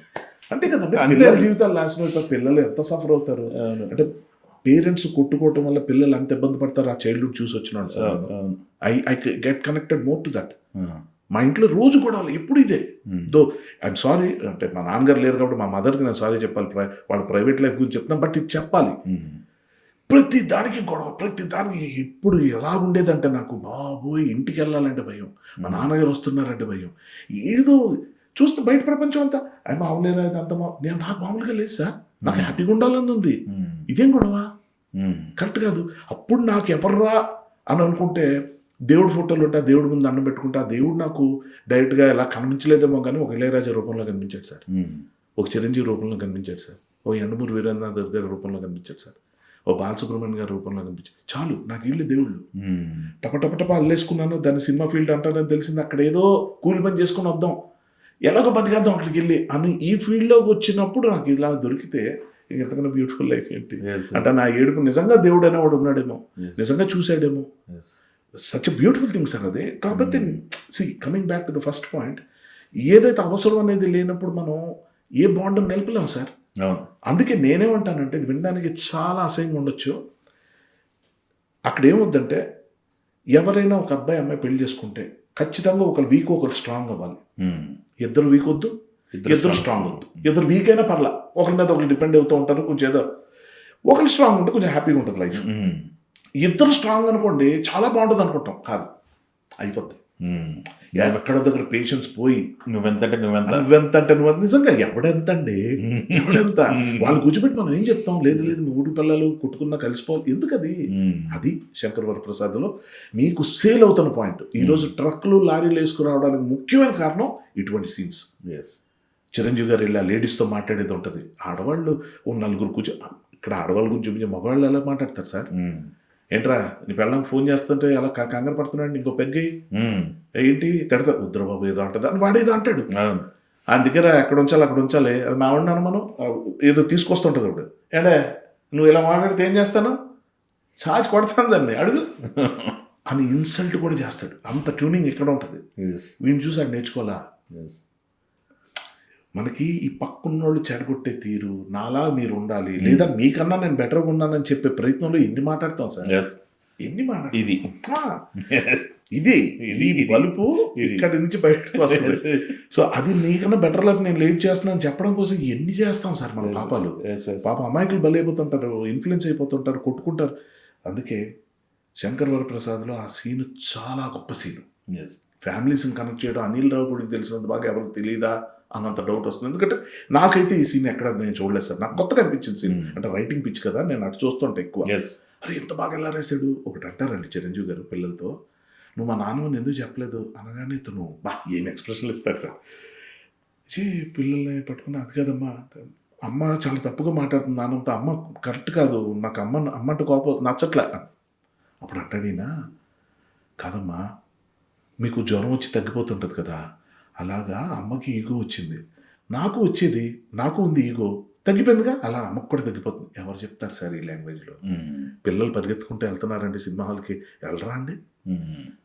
వాళ్ళకి చిరంజీవి అంటే నచ్చడా అండి? ఇది కదా మనం చెప్పాలి.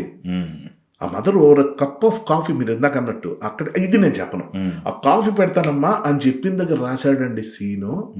మీరు చూడండి, ఫ్యామిలీ లేడీస్ ప్రతి ఒక్కళ్ళు భుజం తడుకుంటారు. అబ్బా ఏమి రైటింగ్ సార్, అది ఏమి రైటింగ్, ఎక్కడో ఒక దగ్గర అట్లా కనెక్ట్ అయితే చాలు. అది మామూలు కనెక్ట్ కాదంట. ఇప్పుడు పండగ టైంలో అందరూ కలుస్తున్నారు సార్. అమ్మలు, పిన్నమ్మలు, అమ్మాయిలు, అత్తలు అందరూ కలుస్తున్నారు. అందరూ కలిసి సినిమాకి వెళ్ళినప్పుడు మన కుటుంబంలో ఉన్న సమస్యల గురించి ఏదో ఒకడు ఒకటి మాట్లాడుతున్నాడు. అది మెగాస్టార్ సినిమాలో ఇవన్నీ కనిపిస్తున్నాయి అనేటప్పటికి ట్రక్కులు, బస్సులేంటి సార్, కాలి నడకన వస్తారు. ఇది అంత హిట్ అవ్వడం గల కారణం అది. మీతో మాట్లాడుతుంటే అసలు టైం తెలియట్లేదు, ఏం తెలియట్లేదు. సరే, ఓకే, మెగాస్టార్ ఫ్యామిలీ చేశారు, మీకు ఇండస్ట్రీలో ఉన్న 4 ఫ్యామిలీతో సినిమాలు చేశారు. 4 ఫ్యామిలీలతో, నందమూరి ఫ్యామిలీతో చేశారు. ఎస్, అక్కినేని నాగార్జున గారితో మర్చిపోలేని సినిమా. ఎస్, ఏంటి సార్ జర్నీ ఎలా అనిపిస్తుంది సార్? 4 స్తంభాలు ఉన్నాయి ఇండస్ట్రీలో, 4 స్తంభాలతో జర్నీ అంటే మామూలు విషయం కాదు కదా. అంటే అది గుర్తుండిపోయే సినిమా మళ్ళీ నాగేశ్వరరావు గారు. అవునవును, అందులో డౌట్ లేదండి. కాకపోతే అదే నేను అంటున్నాను, ఇవేవి నా గోల్స్ కావండి, నా అంబిషన్స్ కావు. నేను ఒక ప్రేక్షకుడిలాగా యాజ్ అన్ ఆడియన్స్, నేను ఒక్కడనే ఎప్పుడైనా ఇంట్లో కూర్చున్నప్పుడు సినిమా చూసినా, అంటే ఇప్పుడు ఇంట్లో కూర్చొని, ఇదివరకు సినిమా హాల్కి వెళ్ళినప్పుడు మా ఇంట్లో తిడతారు కదా మామూలు పేరెంట్స్, ఏంటో సినిమాలు చదువుకో అంటారు. లేకపోతే అంటే నేనేమంటానంటే, నాకు ఇష్టమైన, నేను ఎందా చెప్పాను, ఒక హెవీ చైల్డ్హుడ్ నుంచి వచ్చినాడు నేను, బాగా డిస్టర్బ్డ్ ఫ్యామిలీ నుంచి వచ్చినాడు నేను. ఇద్దరు మంచోళ్ళే, మా అమ్మ మంచిదే, మా నాన్నగారు మంచి, ఇద్దరు అంటే క్యారెక్టర్స్ పరంగా వాళ్ళు ఏ ప్రాబ్లం లేదు. అంటే ఈయన తాగొచ్చి అవేమి కాదండి, కోపాలు, ఈగోలు, ఈయన ఓ మాట అంటే ఈవిడికి అసలు పడదు, ఈవిడ ఇద్దరు జెన్యున్. కానీ మాకేం జరుగుతుంది ఇస్ ద క్వశ్చన్. మా చెల్లెని కొంత అడ్జస్ట్ అయిపోయేది, కొంచెం ప్రాక్టికల్. నేను ఓవర్ సెన్సిటివ్, ప్రతిరోజు అలా అంటే ఓ భయంతో లేచేవాడిని, భయంతో నిద్రపోయి, ప్రతిదీ భయమే. అంటే చూసి ఒక రకం. అందుకే నేనేమైపోయిందంటే, బహుశా అది నా మంచిగా అయిందేమో అనిపిస్తుంది ఇప్పుడు. ఎందుకంటే ఆ రూమ్లోకి దిగలేదు. అప్పుడే అనుకున్నా, చచ్చిన పెళ్లి చేసుకోకూడదు, వద్దు. కానీ సార్ పునాది గట్టిగా వన్ ఆఫ్ ది రీజన్స్ అండి. తర్వాత నాకు ఉన్న రిలేషన్షిప్స్ అక్కడ ఎంత మనం ఏదో లవ్ అంటే ఏదో అనుకుంటాం, కానీ ఎంతో కాలం లవ్ కొనసాగి ఫర్ నో రీజన్ విడిపోవాల్సి వచ్చేటప్పుడు ఉండే బాధ ఉంటుంది. అది నేను దేవదాసుని అయిపోవాలి, అవ్వలేదు, సూసైడ్ చేసుకోలేదు. ఇవన్నీ కాకుండా ఏంటి బతుకుతున్నాను, అదేదో గట్టిగా బతికేద్దాం అన్న దాంట్లోకి వచ్చిన తర్వాత ఏదైతే మిస్ అయిపోయాను అనుకున్నానో, లవ్, టచ్ వుడ్ సార్, 1000 రెట్లు ఎక్కువ లవ్ దొరికింది. నేను నెంబర్ 1000 అని చెప్తున్నా, దాన్ని మీరు ఎలాగైనా ఆపాదించుకోవచ్చు. ఇది కాల్ రెగ్యులర్స్ కూడా అని చెప్పట్లేదండి. Life is so beautiful sir. మనం ఒక్కసారి ఓపెన్ అప్ అయిపోయి ఇవన్నీ వదిలేసి, నాకు ఏం వస్తే అదే మహాప్రసాదంలో అందుకుందాం, ఏ రోజు పోయినా బాధపడకూడదు. అంటే ఎవరు, నేను కాదని, పోతే మనకేం తెలియదు. నా ఫ్రెండ్స్ ఎవరైతే ఉన్నారో, నా కిన్ దగ్గరుండే ఒక 3-4 ఫ్రెండ్స్ ఉంటారు. నేను ఒకవేళ చనిపోతే you can see them happy. అంటే ఎలాగా, కంప్లీట్ లైఫ్ లీడ్ చేశాడు రాదవా, భలే బతికాడు, హ్యాపీ అంటే పోయాడు, అది కాదు. వాళ్ళకి ఏం ఉండదండి. మేబీ మా మదర్ గురించి కన్సర్న్ ఉంటుంది, ఇంకా ఆవిడ సరే ఇంకా వాళ్ళు జరగకూడదు కాదు. అంటే ఒక హైపోథెటికల్గా ఒక చిన్న ఎగ్జాంపుల్ చెప్తున్నా. నా లైఫ్ బాగా దగ్గర నుంచి చూసిన కొంతమంది అమ్మాయిలు కానీ అబ్బాయిలు కానీ, దే ఫీల్ లైక్ ఫుల్ అసలు కంప్లీట్ లైఫ్ ఎంజాయ్ చేశాడు వీడు, ఏం మిస్ అవ్వకపోగా మనందరికన్నా బాగా చేశాడు అన్న దాంట్లో ఓకే ఫైన్, ఈరోజు వెళ్ళిపోవాల్సి వచ్చింది, వెళ్ళిపోయి అనుకుంటారు తప్ప, అయ్యో ఈ వయసులో వెళ్ళిపోయాడు, ఇంకా ఎన్ని చూడాలి, వాడు ఎన్ని చేయాలి, ఇది ఉండదండి. మీకు డ్రీమ్ రోల్స్ అని ఉంటాయి సార్, ప్రతి నటుడికి డ్రీమ్లే లేవన్నారు మీరు. పోనీ ఈ మధ్య కాలంలో బాగా నచ్చిన సినిమాలు, మన టాలీవుడ్ గురించి వెతుకుతున్న విధానం గురించి చెప్పమంటే ఏం చెప్తారు? అంటే ఎలా ఉంటుందంటే సార్, కొన్ని సక్సెస్ అయిన తర్వాత విమర్శలు చేయబుద్దు కాదండి. అంటే దాన్ని ఎలా చెప్పాలంటే, ఒక క్రిటిక్గా ఒక రివ్యూ రైటర్స్ వాళ్ళు ఆలోచిస్తారు చూడండి, అలాగ ఆలోచించబుద్ది కాదు. ఎందుకంటే ఏదో ఒకటి చేసి బతికేయాలరా, ఎంతమంది ఉన్నారు ఇక్కడ ఫ్యామిలీస్. అంటే నేను స్టార్స్ గురించి చెప్పట్లేదండి, ఈ సినిమా ఇండస్ట్రీ మీద డైరెక్ట్లీ ఆర్ ఇండైరెక్ట్లీ డిస్ట్రిబ్యూటర్స్ దగ్గర నుంచి, ఇంకా అది కానీ సైకిల్ స్టాండ్ వాళ్ళు, ఇవాళ పార్కింగ్, సమోసాలు, వాట్ ఎవర్, క్యాంటీన్లు, ఈ చైన్ అదొక ప్రపంచం. ఏమండి, ఆ ప్రపంచంలో ఉన్న వాళ్ళందరూ హ్యాపీగా బతకాలంటే సినిమాలు హిట్ అయిపోవాలి sir. First point, standards maintain చేస్తున్నామా, హాలీవుడ్ రేంజ్కి ఎప్పుడైనా వెళ్తామా, కొత్తగా ఏమైనా చేస్తున్నామా, ఇవన్నీ ఊకదంపుళ్ళు, అనవసరం. ఓ పలానా కమీడియన్ గురించి ఒకప్పుడు ఒక టాక్ ఉండేది, ఎందుకు పేరు చెప్పేద్దాం, సక్సెస్ఫుల్లే కాబట్టి, బ్రహ్మానందం గారు. ఆయన ఎప్పుడు చేసినా అవే చేస్తారండి, స్టీరియో టైప్ ఏముండదు. ఎంతకాలం ఉన్నాడు సార్ ఆయన, మామూలు మక్కుటం లేని మహారాజు ఆయన ఉంటాడు ఎప్పటికీ.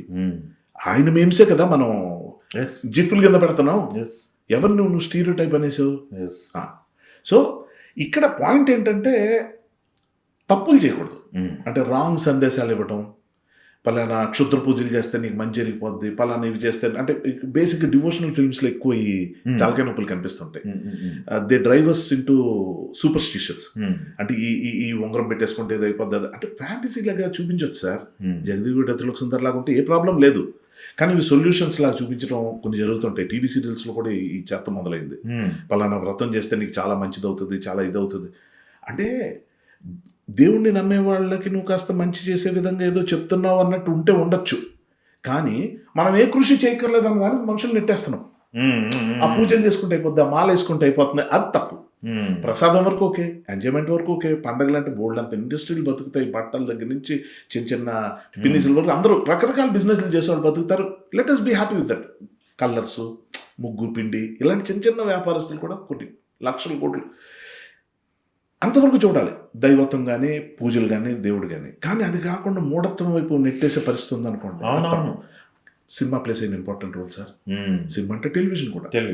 So that is one thing what I feel like అనిపిస్తుంది తప్ప, కాంతారా సినిమా లాగున్నా నాకు ఓకే. మళ్ళీ అదేదో ఒకరి కథ అంతే, అదొక్కటే సార్ నాకు టెన్షన్, అభ్యంతరం. అది సారీ ఇంకోటి ఉంది, ఈ కొంచెం ఈ మేల్ షావనిజం కానీ సూడో ఫెమినిజం కానీ చూపించే సినిమాలు ఉంటాయి, which are like giving wrong message to the youngsters. అవి కొంచెం జాగ్రత్తగా ఉండాలి. అవి ఏం లేదు, ఎఫెక్ట్ అయిపోతారు సార్ నెక్స్ట్ జనరేషన్స్. ఇప్పుడే మీరు చెప్పినట్టు ఇంత రెస్ట్లెస్గా ఉన్న ఈ పీపుల్కి మీరు ఏం చెప్పినా ఫట్ మన కనెక్ట్ అయిపోయి వాళ్ళు వెంటనే దూకేస్తున్నారంటే, అంటే ఆలోచించే కెపాసిటీ నువ్వు లాగేస్తున్నావు. రీల్స్ 5 secondsకి నీ అటెన్షన్ స్పాన్ వెళ్ళిపోయింది, 5 secondsలో ఎంటర్టైన్ అయిపోతున్నావు అంటే నీ బ్రెయిన్ వాట్లా. అది చాలా డేంజర్ సార్, అది చాలా డేంజర్. ఫర్ ఎగ్జాంపుల్ రివ్యూస్ గురించి మాట్లాడతారు, రివ్యూస్ వల్ల చాలా నష్టం జరిగిపోతుంది. రివ్యూ రైటర్లు నేను ఎప్పుడు తప్పటాను సార్.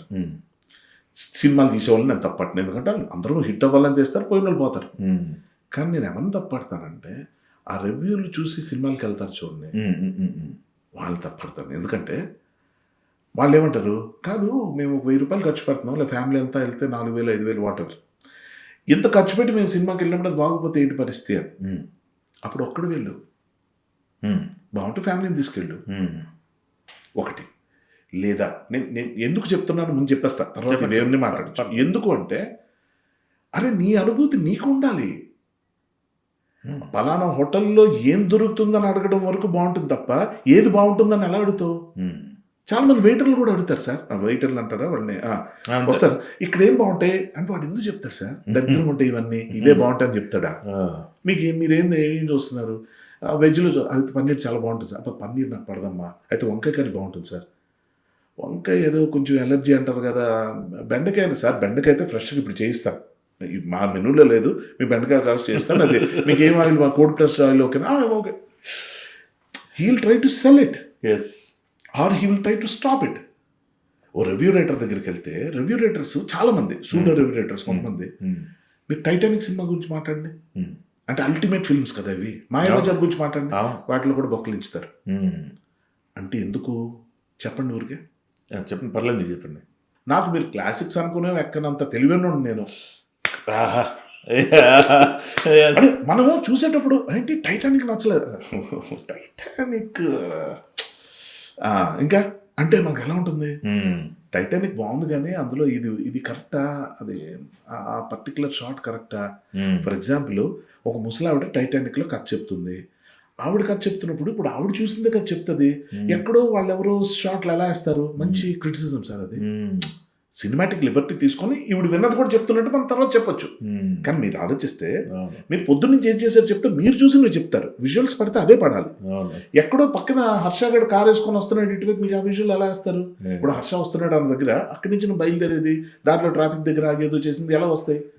చాలా మంది నెరేటివ్స్లో మిస్టేక్ చేస్తారు. That is called cinematic Liberty. Coming to the point, అటువంటి మిస్టేక్స్ చేస్తే అది ఎవరైనా క్రిటిసైజ్ చేస్తే మనం చెప్పొచ్చు, అరే సినిమాటిక్ లిబర్టీ అంటారు, నాకు నచ్చదు. సినిమాటిక్ లిబర్టీ నచ్చడం తప్పు కాదు, అంటే ఇంకా ఆనెస్ట్గా తీయాలని కోరుకుంటున్నాడు, అది ఓకే. టైటానిక్ సినిమా మీకు అది నచ్చిందా, ఓకే, మీరంతా ఇంకా అంటుంటే ఎలా ఉంటుంది? అంటే ఎలా ఉంటుందంటే మనలాంటి వాళ్ళకి అర్థమైపోద్ది Yes. ఈడు చాలా ఎక్కువ చేస్తున్నాడు. Majority of the public Mm. వీడేది మేధావి అనుకుంటారు. అప్పుడు వాళ్ళు దేంతో కొడతారంటే వీడికి ఏదైతే పాప్కార్న్ కూల్ డ్రింక్ మీద కంప్లైంట్ ఉందో అది గౌరవం సార్. అది నేనే సినిమా Yes, yes, yes. డౌటే లేదు. Mm. మార్గం అది అది ఏదో జరిగి మారిపోతే తప్ప ఏదో జరగాలి సార్. ఓకే, అయితే ఆ పాయింట్ పట్టుకుంటాడు సార్. ఈ సినిమా కథకి దానికి లింక్ పెడతాడు. అంటే ఏమంటాడు, ఈ సినిమా చూడడం వేస్ట్ అమ్మా, నాకైతే పెద్దగా ఎక్కలేదు. శంకర్ వరప్రసాద్ సినిమా నాకైతే ఎక్కలేదు, ఏమీ బాగాలేదు ఆ మూవీ. ఒక రివ్యూ రైటర్ చెప్పింది, మీరు చూడాలనుకుంటే చూడండి, నాకైతే అసలు ఎక్కలేదు, పరమ చెత్తగా ఉంది సినిమా, అసలు క్రింజ్ అది వచ్చి అసలు.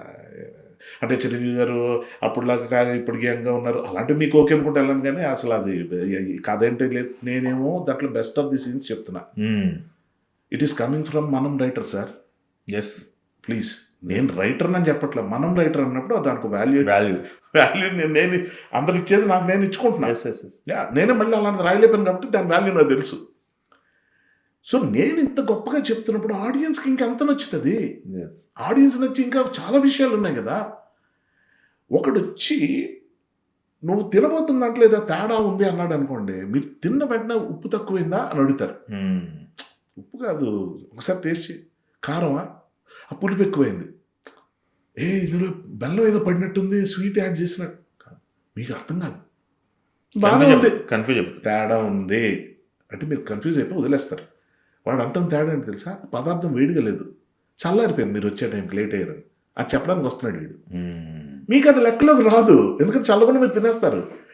హెల్తీగా ఉన్నంతసేపు, మీకు ఆకలి బాగున్నంతసేపు చల్లగా ఉన్న తినేస్తారు. కానీ ఆడు వచ్చి ఇక్కడ మీ మైండ్ని డిస్టర్బ్ చేసినప్పుడు తింటుంది విషయంలా కనిపిస్తుంది సార్, మీకు తిన్నది ఆగదు. తినేసిన ఇంటికి వెళ్ళిందా వామిటింగ్ అయిపోద్ది, ఏదో అయిపోయిందేమో అని, అమ్మో ఇందులో ఏమైనా పురుగు పడిందా, బల్లి పడింది, ఏమొస్తాయి అనుమానాలు, ఎవడు తెలుసు. అలాగ మిమ్మల్ని ఒక అనుమానంలోకి నెట్టేస్తే తప్ప నాకు వ్యూవర్స్ రారు. నేను ఒకరి గురించి నెగిటివ్ మాట్లాడితే ఎక్కువ కమెంట్స్ చూసే మైండ్ అలా తయారైంది సార్ ఆడియన్స్. అంటే నా సిక్ మైండ్స్ అట్లా. ఆడియన్స్కి ఇప్పుడు కోడి పందాలు ఎందుకు ఇప్పటికీ ఇంత క్రేజ్? పోనీ మన కల్చరు గడిగుడ్డు ఏదో, అక్కడెక్కడో బుల్ ఫైట్లు ఎందుకు, అక్కడెక్కడో WWFలు ఎందుకు, కొట్టుకోవడం మీద ఎందుకు ఇంత చూడడం జనం, గ్లేడియేటర్స్ టైంలో రక్తాలు వచ్చేలా కొట్టుకుంటే జనం చూడడం ఏంటి? సో బేసిక్గా డిఎన్ఏలోనే ఇద్దరు కొట్టుకుంటే చూడటం అనేది జనానికి ఇష్టం. దాన్ని మనం సీరియస్గా తీసుకొని సినిమా క్వాలిటీ బాగాలేదు అనుకోకూడదు. కానీ సినిమా కలెక్షన్స్కి అది ఎఫెక్ట్ ఇస్తుంది. కరెక్ట్, సినిమా కలెక్షన్స్కి అది ఎఫెక్ట్ ఇస్తున్న దానికి చాలా కారణాలు ఉన్నాయి. ఐబొమ్మ రవిని అది హీరోని చేసిన వాళ్ళు ఉన్నారు. ఎటు తిరగండి మీరు చూడండి సార్, ఘోరమైన ఒక నిజంగా పెద్దోళ్ళు ఎవరో ఒక యాక్షన్ తీసుకుంటే అయిపోయే పని ఇది. ఎవరిని మనం అరెస్టులు చేయక్కర్లేదు sir. It is all linked with the emotion of common man with regarding to popcorn and cool drink. వాస్తవం సార్. ఈ మొన్న సంక్రాంతి కూడా చాలా మందికి సంక్రాంతి సినిమాల గురించి మాట్లాడుతున్నప్పుడు, సినిమా చూసారా అంటే ఒక 20-30 మంది మాట్లాడింది, చూస్తాంగా, ఎక్కడ చూసారు, ఏ థియేటర్, ఇక్కడ నందిగాం లేదు, మదర్లేదు, ఎక్కడ చూసారు మీరు అంటే ల్యాప్టాప్, అంటే ఏమి మొత్తం అంతా కూడా యూతే సార్. అంటే ఏం జరుగుతుందంటే సార్, ఇది గమ్మత్తుగా ఒక రకమైన ద్వేషాన్ని నింపుతుంది. ఒక సినిమా కాదు, అన్ని సినిమాలకి. అది క్వాలిటీ కూడా హెచ్డి క్వాలిటీ సార్. వాడు అంటాడు, నాకు నా పాకెట్ మనీ పండగకి ఇచ్చింది 400-500 అంట, నేను ఎందుకు పెడతా సినిమాకి అన్నాడు. అంటే అది అంటే చెప్తున్నాను సార్, దాన్ని గ్లోరిఫై చేసేసి దాన్ని గ్లామరైజ్ చేసేటప్పటికి వాడు అది హీరోయిజంలా ఫీల్ అయ్యి, ఇది ఎలా వస్తుందంటే, ఒక హీరోయిన్ ఆ రిబ్బన్ కటింగ్ దేనికి వచ్చింది ఒక షాప్కి, ఎవరికి తెలియకుండా ఆ నడువుని గిల్లాను అన్నది హీరోయిజంగా చెప్పుకునే రోజులు వచ్చాయి.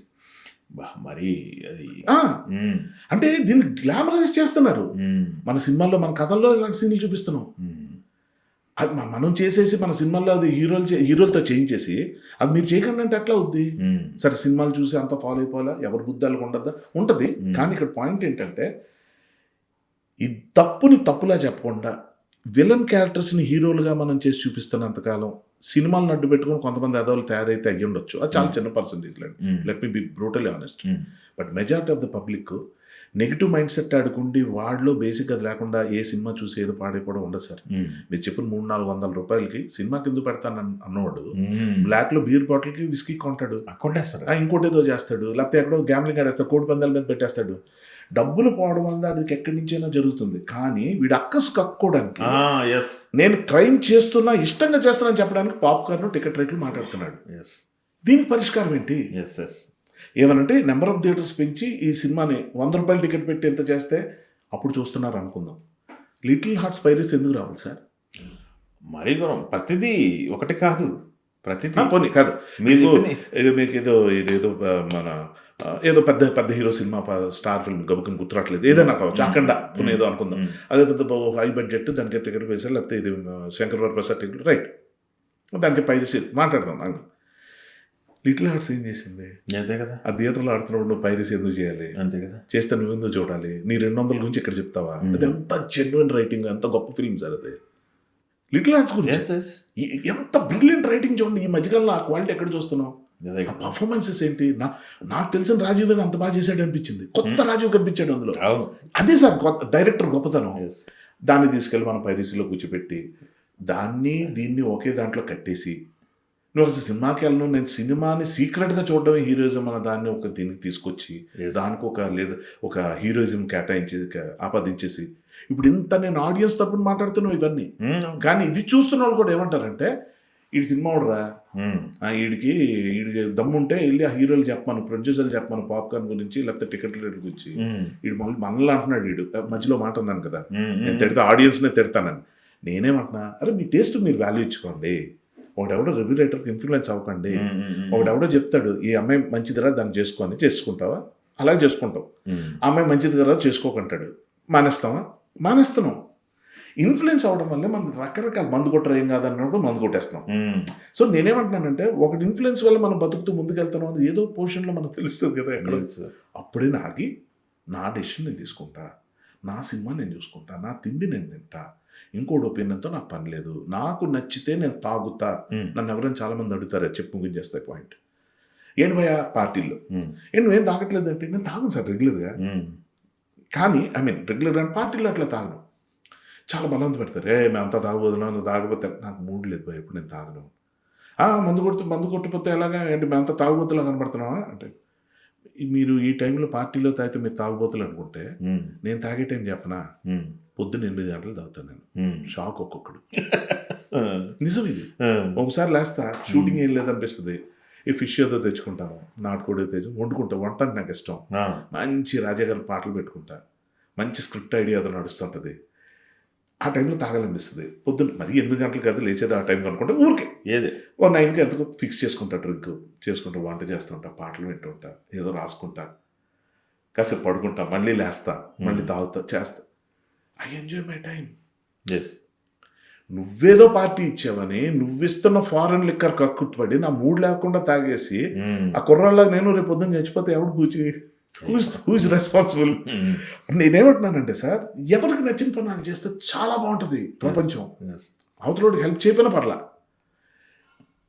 నీ పని నువ్వు చేసుకో నీకు నువ్వు హెల్ప్ చేసుకో ఇంతే అదే బెస్ట్ సార్ ఇంకా ఎన్ని సినిమాలు కమిట్ అయ్యారు ఏంటి పరిస్థితి అప్కమింగ్ సినిమాలు ఏంటి అంటే ఇప్పుడైతే యాజ్ ఆఫ్ నవ్ ఒక మంచి ఇంట్రెస్టింగ్ క్యారెక్టర్ ఆల్కహాల్ మూవీలో చేస్తున్నానండి అల్లరి నరేష్ గారు చాలా చాలా one of the brilliant scripts ఈ మధ్య ఆల్మోస్ట్ అయిపోయింది త్వరలో రిలీజ్ అవుతుంది సితారా వాళ్ళది వెరీ గుడ్ నరేష్ గారు హిట్ పడాలి మంచి హిట్ పడాలి ఈసారి గ్యారంటీ ఇది మీకు అందరికి కనెక్ట్ అందరికి మనందరికి కనెక్టే కథ ఆల్కహాల్ గురించే ఉంటుంది అసలు సూపర్ అనమాట వెరీ గుడ్ ఎంటర్టైన్మెంట్ అంతా ఒక ఎత్తు ఒక కొత్త ఫిల్మ్ చూస్తాను ఫీలింగ్ ఉంటుంది లాస్ట్ 20 minutes ఉంటుందండి అసలు కథ విన్నప్పుడు నేను విక్రైపోయాను అసలు ఎక్స్ట్రా అలాగే అసమర్థుడు అని ఒక మూవీ చేస్తున్నాను ప్రియదర్శిది కొత్త డైరెక్టర్ అసలు అదొకటి ఈ మధ్య మంచి స్క్రిప్ట్లు వింటున్నాను సార్ సూపర్ లక్కీగా నాకు వచ్చేవి కూడా మంచి వస్తున్నాయి అలా హే భగవాన్ అని ఒక మూవీ నేను ఈ మధ్య ఎన్ఆర్ఐలో ఒకటి చేశారండి దేశీలోలి అని ఒక మూవీ అక్కడ యుఎస్లో వాళ్ళు నా చాలా చిన్న role but I like the script వాళ్ళ ప్రయత్నం అది నచ్చింది